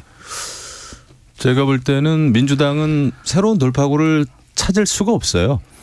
재작년인가요? 그때 민주당이 이제 그 전당대회 당대표 뽑는 전당대회 와중에 이재명 당시 후보가 그런 얘기를 했었습니다. 민주당의 이재명이 아니라 이재명의 민주당을 만들겠다 그랬는데 그 말처럼 지금 되고 있어요. 그러니까 굉장히 일사불란한 그러니까 이재명 당대표의 장악력이 굉장히 강해 보이지만은 그것은 곧 실패의 그 원인이 될 가능성이 큽니다. 그러니까 이제 대부분 그 총선 과정이 되면은 결국 어느 정당이 개혁 공천을 확실히 하느냐 이거거든요. 민심에 맞는 공천을 하느냐. 근데 지금 민주당은 이낙연 전 대표조차 견딜 수 없는 정당이 돼버렸단 말이에요. 그렇기 때문에 뭐 새롭게 더 좋아질 가능성보다는 나빠질 가능성이 큽니다. 이낙연 전 대표가 탈당을 한번 하면 아마 이재명 대표의 당 장악력은 더 세질 겁니다. 그래서 그 단일 체제로 패할 가능성이 크다. 하지만 그렇다고 해서 국민의힘이 자동적으로 또 이길 수 있느냐, 그거 아니죠. 왜냐하면은 지금 총선 전 지금 100일이에요. 100일이면 굉장히 깁니다. 그래서 막판 그 본선 전까지 비대위가 얼만큼 개혁적인 모습을 보이고 정말 말 그대로 비대위처럼 움직이느냐. 이게 이제 기존의 과거 지도부 총선 과정을 그냥 답습하면 안 되는 거죠. 네. 그래서 무언가 새로운 것을 우리 국민들은 계속 원하거든요. 그것이 공천 과정에서 나타나야 되고 정책 과정에서 나타나야 되고 당정 관계에서 나타나야 되는 거죠. 그래서 한동훈 비대위원장의 어깨도 그만큼 무겁다. 다만 지금 민주당이 워낙 이루고 있으니까 한동훈 비대위원장에 대한 기대가 있는 거죠. 그래서 차기 대권 그 선호도에서도 앞서고 있다. 이렇게 생각합니다. 네. 한동훈 비대위원장에 대해서 집중 이제 두 분과 분석하고 또 이제 민주당 쪽으로 넘어가겠습니다. 김영 전 의원께 먼저 여쭙습니다. 한동훈 비대위원장 이제 비대위원장으로서 역할을 시작한 지 며칠 되지 않았습니다. 수락 연설도 하고 불출마 선언도 했고 또 비대위원 한 사람은 노인 폄하 발언으로 인해서 이제 사퇴까지도 한 상황이고 또 다른 비대위원회 논란도 나오고 있긴 합니다만 당내 분위기는 어떻습니까? 일단 한동훈 비대위원장 아니고서는 안 된다. 우리는 한동훈 비대위원장 중심 똘똘 뭉쳐서 가야 된다는 분위기입니까? 아니면 좀 적잖이 우려스러운 목소리도 나오고 있습니까? 지금은 한동훈 비대위원장에 대한 압도적인 지지죠. 네. 비대위가 꾸려졌는데 뭐 지난번에 이제 압도적으로 또 추대를 하지 않았습니까? 거의 추대잖아요. 예. 그래서 지금은 한동훈 외에는 다른 비대위원장은 지금 뭐 생각할 수가 없는 것이고 불가능한 것이고 그래서 이제 기대가 큽니다. 다만 이제 공천 과정을 얼만큼 그 잘 할 수 있을지 한동훈 비대위원장은 오늘 뭐 이제 신년사에서 공천 과정도 멋져야 되고 또 이기는 공천을 해야 된다 내용적으로 그 두 가지를 잘 균형을 맞추는 게 중요하다 그랬는데 그게 이제 굉장히 어려운 일이에요 사실. 그 공천 과정이 멋지기가 참 쉽지가 않죠. 그거는 사실은 굉장히 그 피바람이 부는 거예요. 물갈이 아닙니까 일단은. 네. 그러면서 개혁이 가능하고 그 자리를 이길 수 있는 사람들이 이제 채워줘야 되는데 이 공천 개혁이 공천 파동으로 가면 안 되는 거죠. 지난번에 저희는 사실 공천 파동으로 가는 바람에 여소야다가 된 건데 그래서 그런 거에 대해서 굉장히 이제 고민이 많아야 되고 특히 이번 선거는 수도권 선거에서 결정 나는 거 아닙니까? 그럼 수도권에 대한 특단의 대책 전략이 필요합니다. 저는 그걸 굉장히 좀 주문하고 싶고 조언하고 싶어요. 그래서 그런 거에 대한 방안이 있는지 이제 그런 게 굉장히 저는 기대가 되는 거죠. 짧게 하나만 덧붙여서 여쭤보면 공천 피바람은 불 것이다. 왜냐하면은 비서실장에도 초선 또 사무총장에도 초선을 임명하면서 어느 누구도 교체 대상으로부터 자유롭지 않다라는 이야기인데 누구로 채울까가 중요할 것 같은데 그렇죠. 뭐 검사나 또 용산 낙하산 공천 되는 거 아니냐 이런 우려를 불식시킬 만한 그런 한동훈 비대위원장의 조치가 있을까요? 그냥 낙하산 전략 공천을 하면은 우리는 그냥 패망합니다. 저는 진다고 봐요. 능력 있는 사람이 이길 수 있는 사람이 돼야 되는데 그것을 저는 전략적으로 지역마다 특색이 달라요. 수도권에 공천하는 그 양식하고 또 영남권에 공천하는 양식하고 이게 많이 다릅니다. 시기적으로도 다르고요. 그래서 1차 공천, 2차 공천, 3차 공천 막 이렇게 이루어지는데 그거에 대한 면밀한 그 준비가 필요합니다. 솔직히 지금 수도권 같은 경우에는 지금 민주당 의원들이 현역 5 의원들이에요. 이미 조직과 모든 면에서 앞서 있습니다. 10수년간을 조직을 다져왔어요. 근데 이제 여기에서 후보로 나설 국민의힘 후보들은 아직 뛰어야 되는데 운동화조차도 못 신고 있습니다. 부실 당협이 뭐 많다고는 합니다만은 아직 정리도 안 됐고 이런 상황에서 굉장히 기울어진 운동장에서 해야 되는데 우리가 시간이 굉장히 급해요. 그렇기 때문에 수도권에 대해서는 그 특단의 대책들을 세우는 게 필요한 거예요. 그래서 우리가 그 총선에 이기려고 하면은 수도권은 어떻게 해야 된다라고 하는 그 방안이 있어야 됩니다. 또 영남권은 어떻게 해야 된다라고 하는 방안이 있어야 돼요. 이것을 그냥 멋진 공천 과정을 하겠다라고 하는 것은 잘못하면 레토릭에 그칠 수가 있습니다. 현실은 냉혹한 거예요. 그래서 저는 그거에 대해서 우리 비대위가 잘 해주기를 기대합니다. 네. 그러니까 한동훈 비대위원장이 어쨌든 신선함의 측면에서는 상당히 높은 점수를 받을 만하다고 봅니다. 그동안에 한동훈 비대위원장이 국무위원으로서의 어떤 역량이나 이런 거는 보여줬지만 정치에 들어와서 어떤 모습을 보일지 그거는 이제 미지수였는데 뭐 본인도 얘기했습니다만 그 여의도 사투리가 아닌 5천만 국민이 쓰는 언어를 쓰겠다. 근데 확실히 여의도에서 듣지 못했던 그런 레토릭이나 듣지 못했던 이제 그런 표현 이런 것들을 구사하면서 눈길을 잡아 끄는 데는 성공한 것 같아요. 근데 이제 한동훈 장관의 가장 큰 약점일 수도 있고 어떻게 보면 가장 큰 실험대가 될 수 있는 게 결국 대통령과의 관계예요. 가뜩이나 지난 강서 재보궐선거 이후로 국민의힘 내부에서는 이른바 수직적 당정 관계의 변화 없이 총선 승리 어렵다. 이런 평가들이 많이 나왔습니다. 이게 굉장히 누적된 거지 않습니까? 이준석 전 대표 쫓아낼 때부터 시작해서 또 뭐 전당대회 과정에서 결국 대통령의 뜻대로 전부 상황이 이루어지고 있고 거기에 수동적으로 끌려가는 정당이 됐는데 이거 바꾸지 못하면 그 총선에서 승리할 수 없다는 평가가 있는데 한동훈 비대위원장이 그걸 바꿀 수 있는 적임자냐. 일각에서는 뭐 기대도 있었죠. 신뢰가 있기 때문에 오히려 직언을 할 수 있을 거다. 근데 그 아주 그 가늠이 그야말로 리트머스 시험지로 특검법이죠? 지금 제시된 게 특검법인데 특검법에 대해서는 윤재혁 원내대표가 거의 이제 총대를 맨 듯한 모습을 보이고 한동훈 비대위원장은 살짝 비켜선 듯 보이지만 인식에 있어서는 동일한 인식을 보이고 있어요. 이건 총선용 악법이고 야당이 결국에는 정쟁용으로 이 법안을 만들었다는 인식에서 조금도 다르지 않습니다. 그래서 대통령의 거부권까지는 확정이 된 거고 거부권 행사한 이후에 어느 시점에 재의결을 할지 모르겠으나 그 재의결 때 결국엔 한동훈 비대위원장이 입장을 정해야 될 거예요. 당론을 모아야 되니까. 근데 뭐 대통령의 뜻을 따라서 뭐 이 방어하는 그런 어떤 입장을 정하게 되면 저는 지금 이제 민심과 굉장히 괴리되는 거고 역시 한동훈 비대위원장은 윤석열 아바타를 넘어서지 못하는구나. 이 평가에 직면하게 될 거라고 봅니다. 그런 측면이 있습니다. 이 김건희 특별법이라고 하는 것은 법적인 그 사실 논쟁으로만 바라봐서는 안 되는 거죠. 그러니까 법무부 장관일 때는 이게 악법이고 그다음에 전략공천이 아니죠. 그 총선용 그 민주당의 전략이다. 이렇게 충분히 이야기할 수 있어요. 그게 또 사실이고. 근데 이제 왜 이 법안에 대해서 국민들도 단순히 그냥 대통령실에서 거부하는 거가 안 된다라는 게 70%에 육박하느냐. 이것에 대해서 생각을 해야 되는 거죠. 그게 이제 정치고 그래서 이것은 사실 논쟁이나 가짜 뉴스 그런 그 개념이 아니고 국민 정서, 감정, 인식의 문제가 결부돼 있는 거거든요. 그게 정치잖아요. 그 사실 논쟁만 하면 얼마나 좋습니까? 재판정에서 다 판가름 나는 건데 그렇지 않고 정치 영역은 이게 또 투표고 투표라고 하는 것은 국민들의 정서를 반영하는 것이기 때문에 이것에 대해서 한동훈 비대위원장이 어떤 그 입장 정리, 특단의 대책도 필요하다. 그러니까 특검법을 거부하는 거는 저희 국민의힘 입장에서는 너무나 당연합니다. 사실 그거를 만약에 받아들여 가지고 총선 자체를 완전히 특검 이걸로 치를 수는 없어요.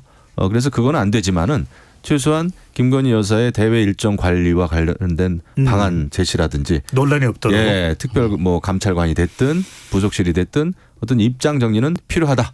그거를 피해갈 수는 없다 생각합니다. 네. 자 무엇보다도 이제 한동훈 비대위원장이 공천관리위원장을 누구로 임명을 하느냐 이건 이제 비대위원장의 몫이니까요. 김영우 전 의원이 뭐 거론되는 인물이 있습니까? 공천관리위원장 관련해 가지고. 인물들은 뭐 언론에서도 많이 거론됩니다만은 이게 뭐 철저하게 비밀리에 이제 이루어지겠죠. 다만 저는 검찰 출신이 만약에 한다면 그것은 굉장히 좀 위험스럽다라는 생각이 됩니다. 그 공천이라고 하는 것은 공정하게 합법적으로 해야 되지만 결국은 이제 전략적으로 해야 되는 것인데 이것도 그렇습니다. 어떤 그 사실 논쟁이라기보다는 국민들의 인식, 정서가 굉장히 중요하거든요. 그런 면에서 오히려 공천을 좀 잘할 그 경험 있는 사람이었으면 좋겠다. 이 여기에서 경험은 뭐 정치인, 뭐 다선 의원 출신 뭐 이런 걸 제가 얘기하는 게 아니고 여러 가지 정책적인 면에서 또 우리 사회를 깊이 있게 조망할 수 있는 그런 역할을 해왔던 분이면 좋겠고 저는 검찰 출신이라고 한다면은 그것은 상당히 우려되는 바가 커요. 저처럼 특히 수도권에서 뛰어야 될 후보 선수들은 그 점에 대해서 굉장히 민감하지 않을 수가 없습니다. 알겠습니다. 방금 전에 그 여론조사를 인용하셔가지고 제가 그 개요를 소개해드릴 때 잠시 뒤에 관련 개요를 확인되는 대로 김건희 특검법 이 대통령 거부권 반대 70% 말씀 주신 부분은 개요를 소개해드려요. 자, 일단 민주당에서는 임혁백 고려대 명예교수를 공천관리위원장으로 임명을 했습니다. 임명하는 쪽에서는 상당히 이제 공정하고 객관적으로 할 수 있는 대표적인 인물이라는 반면에 원칙과 상식의 김종민 의원은 이거 친명일색으로 공천하려는 의도 아니냐 강력하게 반발하고 있습니다. 임혁백 교수의 공관위원장 임명 어떻게 평가를 하십니까? 그때 임혁백 교수를 두고 친명 인사다 이렇게 얘기하는 거는 조금 무리가 있고요. 지난 대선 때 아마 이제 자문 역할을 좀 했던 것 같은데 그걸 두고 친명 인사라고까지 평가하는 거는 조금 과하다 이런 생각이 들고 이제 그보다는 이분이 당을 잘 모르기 때문에 사실상 공관위원장으로서 역할을 하더라도 실질적인 어떤 역할을 할 수 있겠느냐. 그보다는 이제 이 당 지도부나 혹은 공관위에서 이제 짜놓은 어떤 그런 구도에 따라가지 않겠냐 이런 우려들이 조금 더 있는 게 아닌가 싶어요. 네. 이게 이제 민주당이 그 동안에 그 외부인보다는 이제 내부에서 공천관리위원장 이 공천관리위원장을 해오다가 지금 12년 만인가 외부 인사를 공관위원장으로 모신 거거든요. 때문에 이번 공천을 둘러싸고 뭐 계파 간의 갈등도 있고 여러 가지 그 힘겨루기가 있기 때문에 공정성 기한다는 취지에서 외부인을 임명하는데 임명함으로써 메시지를 전달하고자 했으나 실질은 오히려 이게 형식적인 역할에 그치고 오히려 당 지도부나 아니면 다수 이 계파에 입김이 강하게 작용하지 않겠냐. 오히려 그런 우려가 조금 더 현실적인 우려인 것 같고요. 그건 뭐 좀 지켜봐야 될 거고 아직 공관위원들까지 다 인선된 게 아니잖아요. 공관위원 인선까지 지켜본 다음에 평가해도 늦지 않을 것 같다 이런 생각입니다. 네. 자, 당내에 뭐 민주당의 친명계 비명계 사이에 또 임혁백 공관위원장에 대한 평가가 엇갈리는 것일 수 있는데 앞서 김영우 전 의원이 이야기한 대통령 거부권 관련해서는 국민일보가 한국갤럽에 지난 의뢰를 해서 지난 7일 8일 실시한 조사이고요. 무선 가상번호 전화 면접 조사였습니다. 김건희 특검법에 대해서 윤 대통령 거부권을 행사하지 말아야 한다는 응답이 70% 나왔다는 거 다시 한번 소개를 해드립니다. 오늘 소개될 모든 조사는 중앙선거여론조사 심의위원회 홈페이지에서 확인 가능합니다.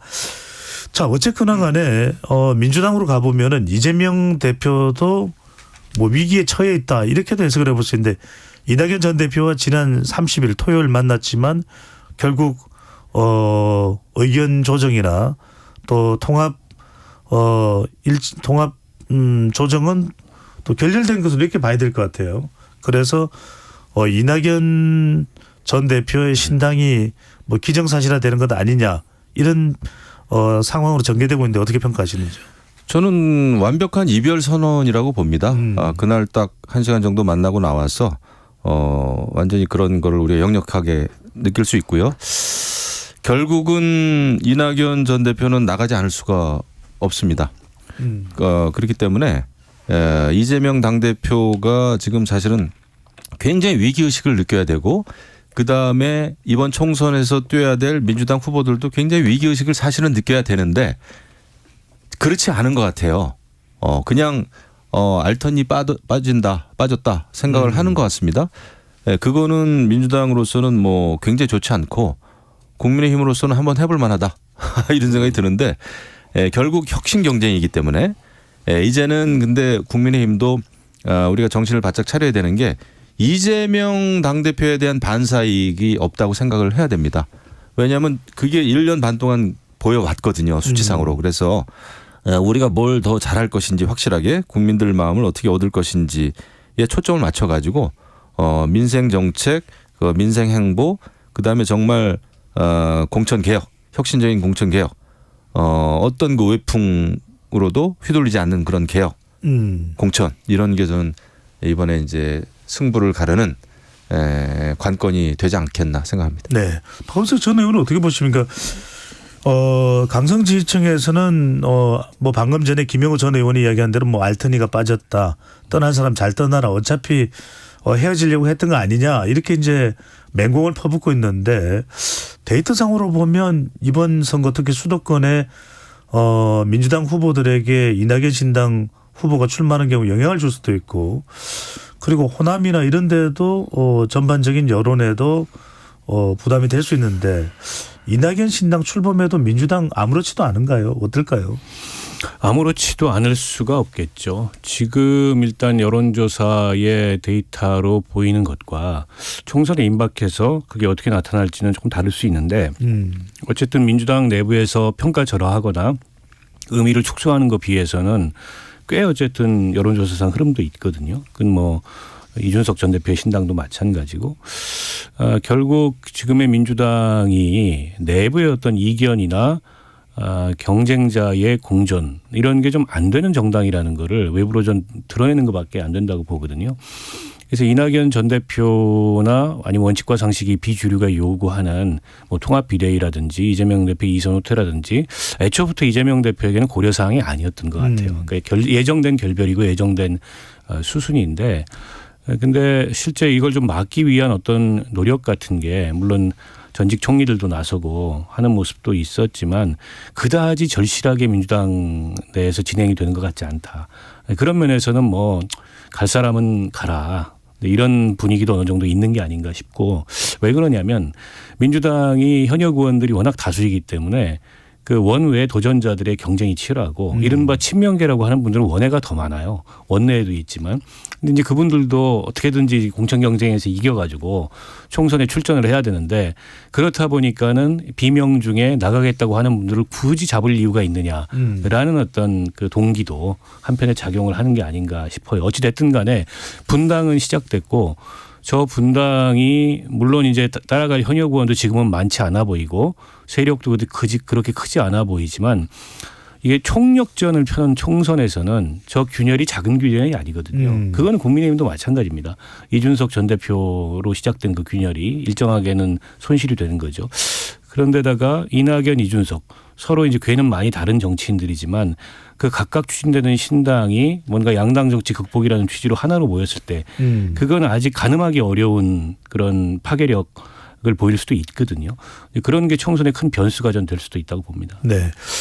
김영우 전 의원은 언론인 출신이기도 합니다. 네. 그러면은 어떤 보도의 내용 또 일반 여론을 또 귀담아 들으실 텐데, 이재명 대표 관련해서 이재명 대표가 지지층으로부터 강한 지지를 받는 것은 인정을 하지만, 정세균 전 총리도 현해 살수 절벽에 매달렸을 때는 손을 놓아야 돌파구가 열린다. 김부겸 전 총리도 이재명 대표를 만났을 때 더 큰 포용이 필요하다. 이렇게 재판 리스크가 계속해서 가중됨에도 불구하고 대표적을 내려놓지 못하는 이유는 뭘까요? 그게 이제 기득권이죠. 그 재판 리스크가 그런 그 당대표로서의 기득권, 또 현역 국회의원으로서의 기득권, 이걸 내려놓는 순간 굉장히 리스크가 커진다라는 생각을 아마 할 겁니다.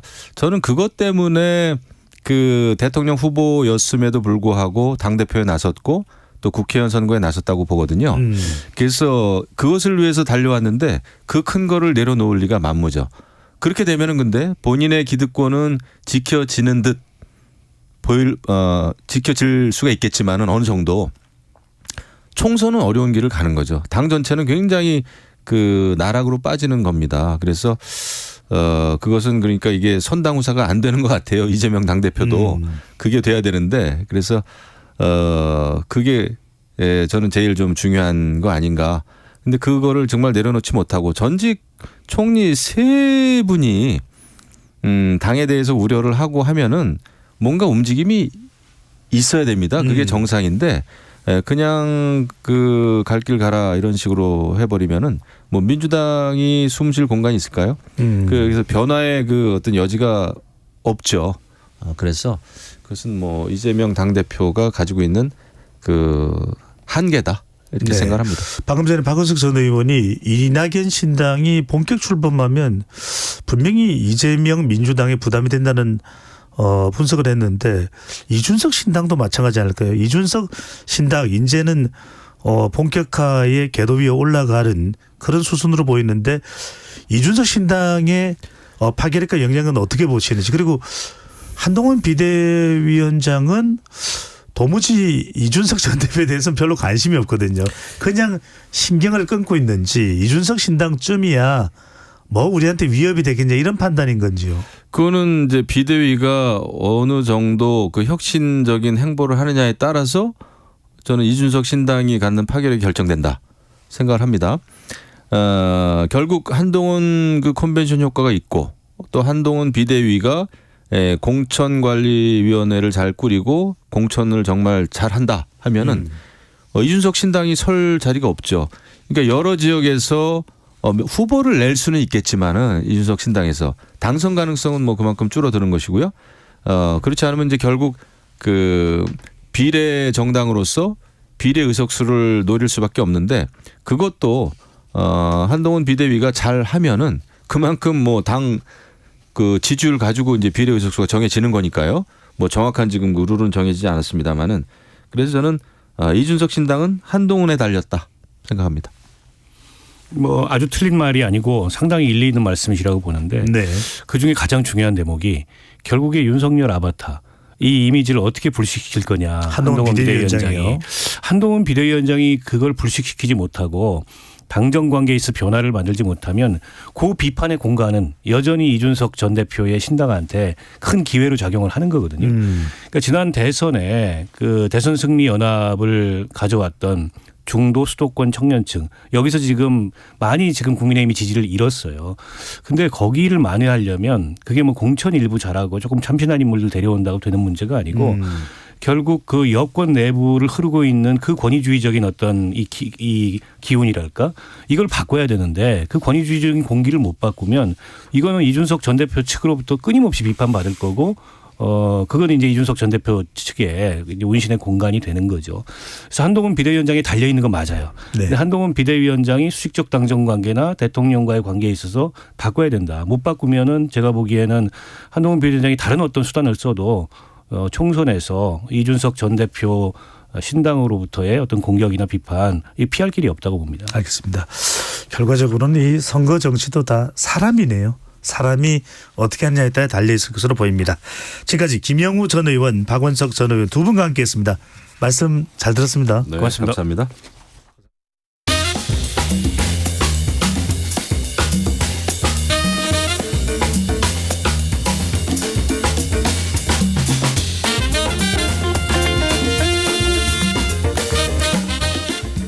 세계 곳곳의 국제 뉴스를 꼼꼼히 살펴보는 국제본부 시간입니다. 문희정 국제시사평론가와 함께합니다. 어서 오십시오. 새해 복 많이 받으십시오. 새해 복 많이 지으십시오. 이건 뭡니까? 불교식 인사인데요. 일단 뭔가를 좀 베풀어야지 나에게도 복이 오겠죠.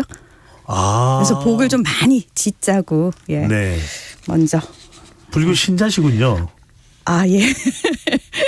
그렇습니다. 예. 일단 약간 먼저 늘 받는 게 좋긴 한데요. 네. 저도 좀 베푸는 게 있어야겠죠. 좋네요.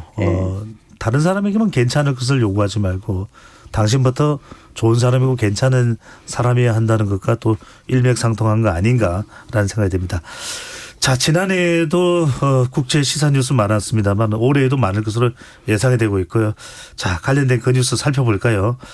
자, 새해가 됐지만 여전히 전쟁 계속되고 있는 곳 러시아, 우크라이나 전쟁 현장입니다. 네.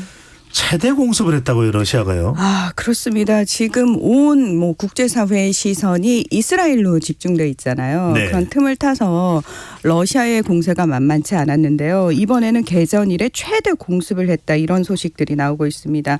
지난달 29일 러시아군이 미사일 122발과 드론 36대를 발사하면서 무려 18시간에 걸쳐서 수도 키이우와 하르키우, 오데사, 드니프로 등 우크라이나의 주요 도시를 공습을 했습니다.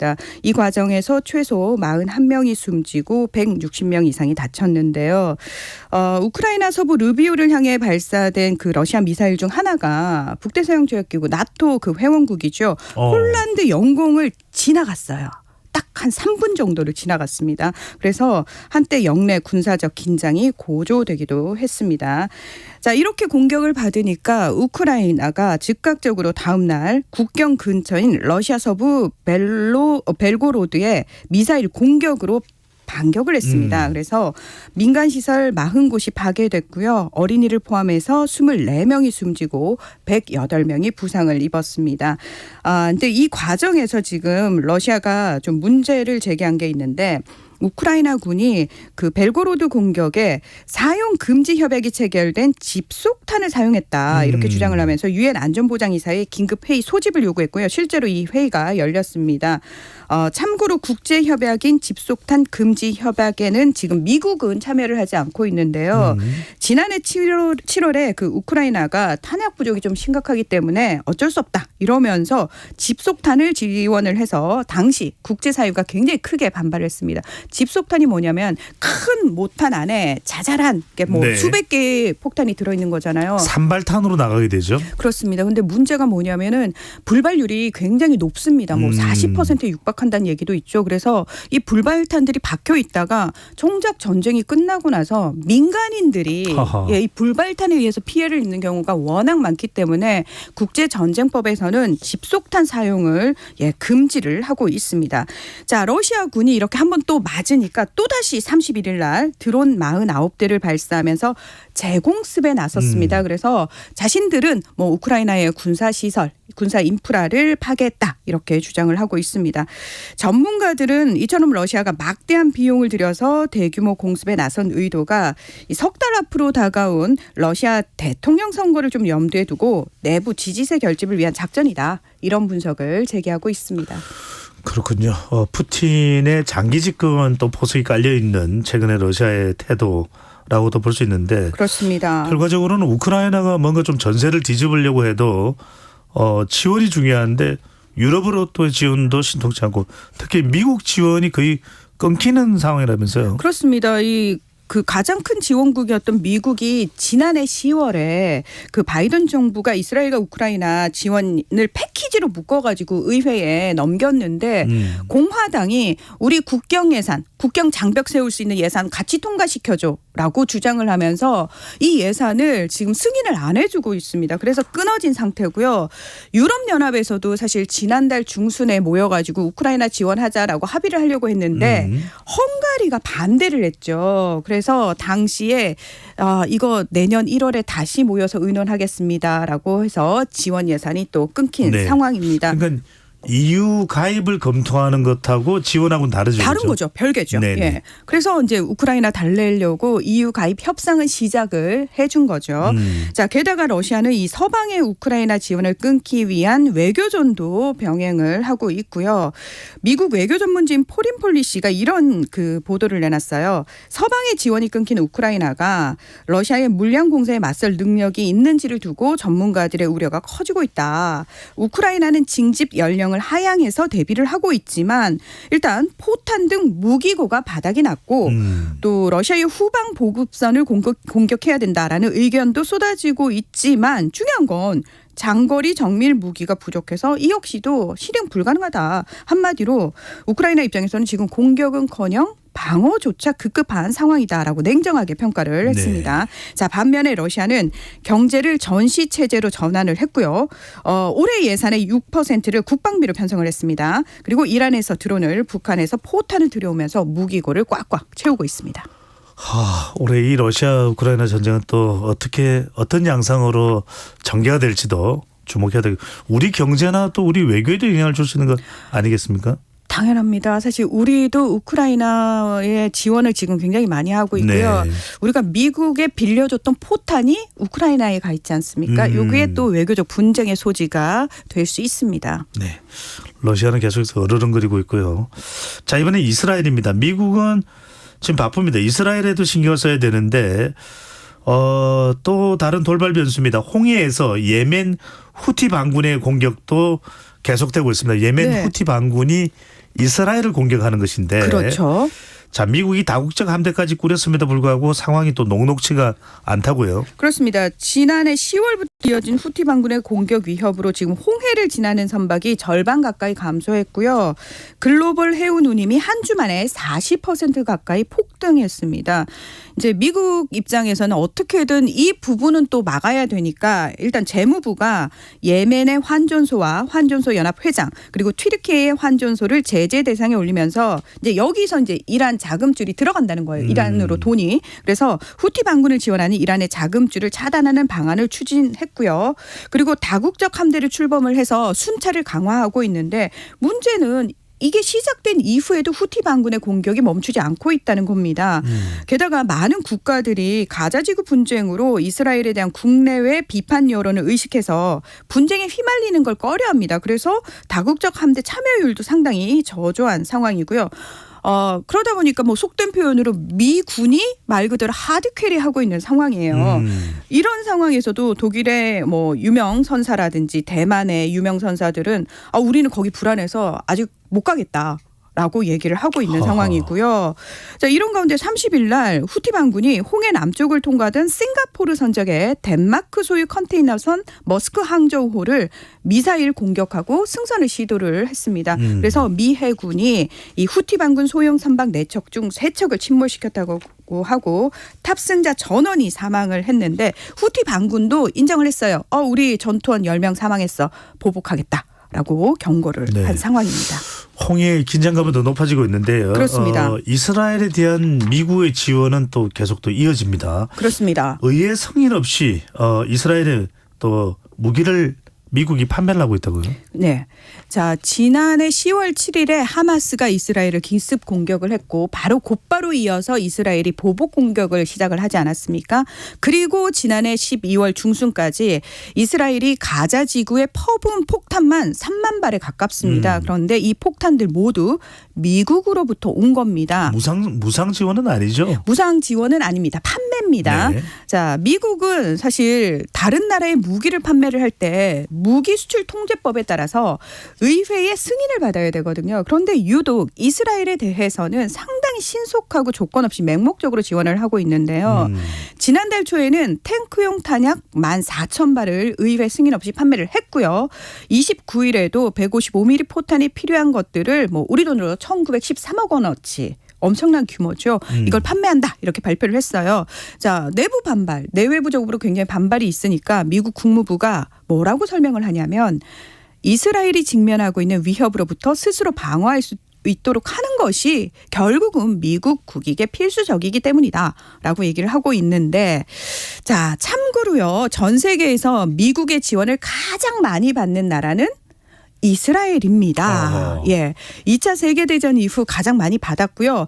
2020년까지 우리 돈으로 342조 원이 넘는 돈을 지원을 받았고 또 이스라엘이 누리고 있는 특혜가 하나 있는데 미국산 최신 무기를 중동에서 가장 최신 버전으로 제공을 받고 있기도 합니다. 네. 재정적인 지원도 받고 어려울 때는 지금은 또 이제 전쟁이나 또 전쟁 대비를 위해서 최신 무기를 구입해 올 수 있는 그런 또 혜택을 누리고 있군요. 그렇습니다. 자, 이런 가운데 남아프리카 공화국이 남아공입니다. 이스라엘을 집단 학살 혐의로 국제사법재판소에 제소를 했다고요? 네, 이 유엔 최고 법정인 국제사법재판소 여기서 내려진 판결은요. 법적 구속력 가지고요. 당사국이 이행하지 않게 되면 원칙적으로는 안전보장이사회의 제재를 받게 됩니다. 예, 자, 남아공이 지난달 29일에 이스라엘이 광범위한 팔레스타인 민족과 인종을 말살하려는 구체적인 의도를 가지고 범행했다면서 제노사이드 집단학살 혐의로 이 국제사법재판소에 제소를 했습니다.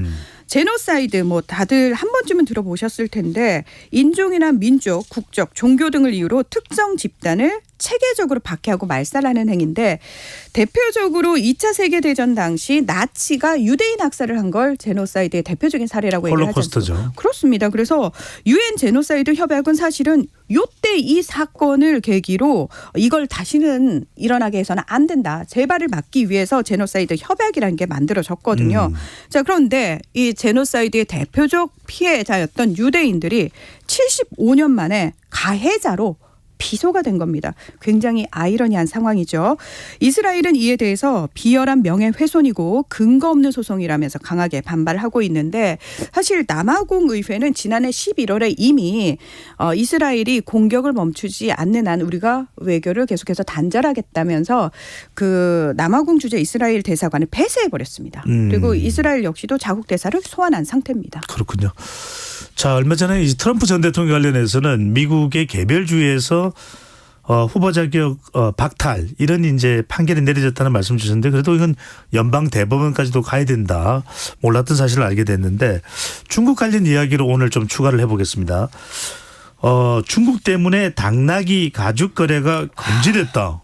이게 무슨 소리인지 궁금하기도 하고 또 하나는 네. 중국 단체 관광객 숫자가 어마어마한 것은 뭐 우리도 익히 알고 있는데 이탈리아의 베네치아 많은 사람들이 꿈꾸는 로망의 이 관광 지역입니다. 이탈리아의 베네치아도 단체 관광객, 중국인 관광객이 될 것 같은데 제한할 예정이다. 어떤 소식입니까? 자, 일단 중국이 워낙 인구가 많기 때문에 중국인이 소비하기 시작하면 네. 어떤 상황이 벌어지죠? 예, 하나씩만 사도 14개가 넘죠. 그렇습니다. 그래서 씨가 마른다 이런 얘기가 나올 정도고 가격은 폭등하게 되는 거죠. 일단 네. 당나귀 관련해 가지고는 그 당나귀 가죽하고 내장을 합쳐 가지고 어자오라는 악교를 만드는데 이게 중국 전통적으로 굉장히 뭐 성 능력을 증진시키거나 미용이라든지 노화 방제 효과가 있어서 약재로 많이 활용이 된다고 합니다. 그래서 연간 500만 마리의 당나귀가 필요한데요. 이러다 보니까 전 세계 당나귀에 씨가 말랐다는 얘기입니다. 그래서 각 나라에서 당나귀 수출을 지금 금지를 하고 있는 상황이고요. 네. 오버투어리즘 많은 관광객이 몰리면서 그 지역에 사는 주민들이 불편함을 느끼니까 베네치아가 단체 관광객 25명 이상 넘지 않도록 제한을 하겠다. 그리고 가이드의 확성기 사용을 금지시키겠다. 이런 얘기를 하고 있습니다. 올 4월부터는 당일치기 관광객들에게도 입장료로 7,000원을 지금 부과를 하겠다라고 얘기를 하고 있는데요. 이건 뭐 비단 베네치아만의 문제가 아니고요. 왜 전 세계적으로 유명한 관광지로 불리는 곳들 있잖아요. 그런 지역들은 뭐 세금을 부과한다든지 또는 조금 규제를 강화해가지고 어떻게든 그 지역 주민들과 관광객들 사이에 어떤 조화를 이루기 위해서 애쓰는 모습들을 보이고 있는데 이건 뭐 우리나라도 예외는 아닙니다. 네, 우리 뭐 경복궁 인근의 북촌이나 서촌에 정말 민간인이 살고 있는 집에 들어가는 관광객도 있다고 하기도 하고요. 그렇습니다. 그래서 일단은 우리가 뭐 주민이기도 하지만 또 관광객이 되기도 하잖아요. 그래서 우리가 관광을 할 때 조금 에티켓을 제대로 좀 지킬 필요가 있겠다라는 생각도 듭니다. 오버 투어리즘은 중국만의 문제는 아니니까요. 그렇습니다. 네, 중국 관광객만의 문제는 아니라는 것도 재차 확인해야 됩니다. 지금까지 문희정 시사평론가와 함께했습니다. 잘 들었습니다. 고맙습니다. 자, 새해 첫날 준비한 소식은 배종찬의 시사본부 여기까지입니다. 저는 내일 낮 12시 20분에 다시 돌아오겠습니다. 고맙습니다.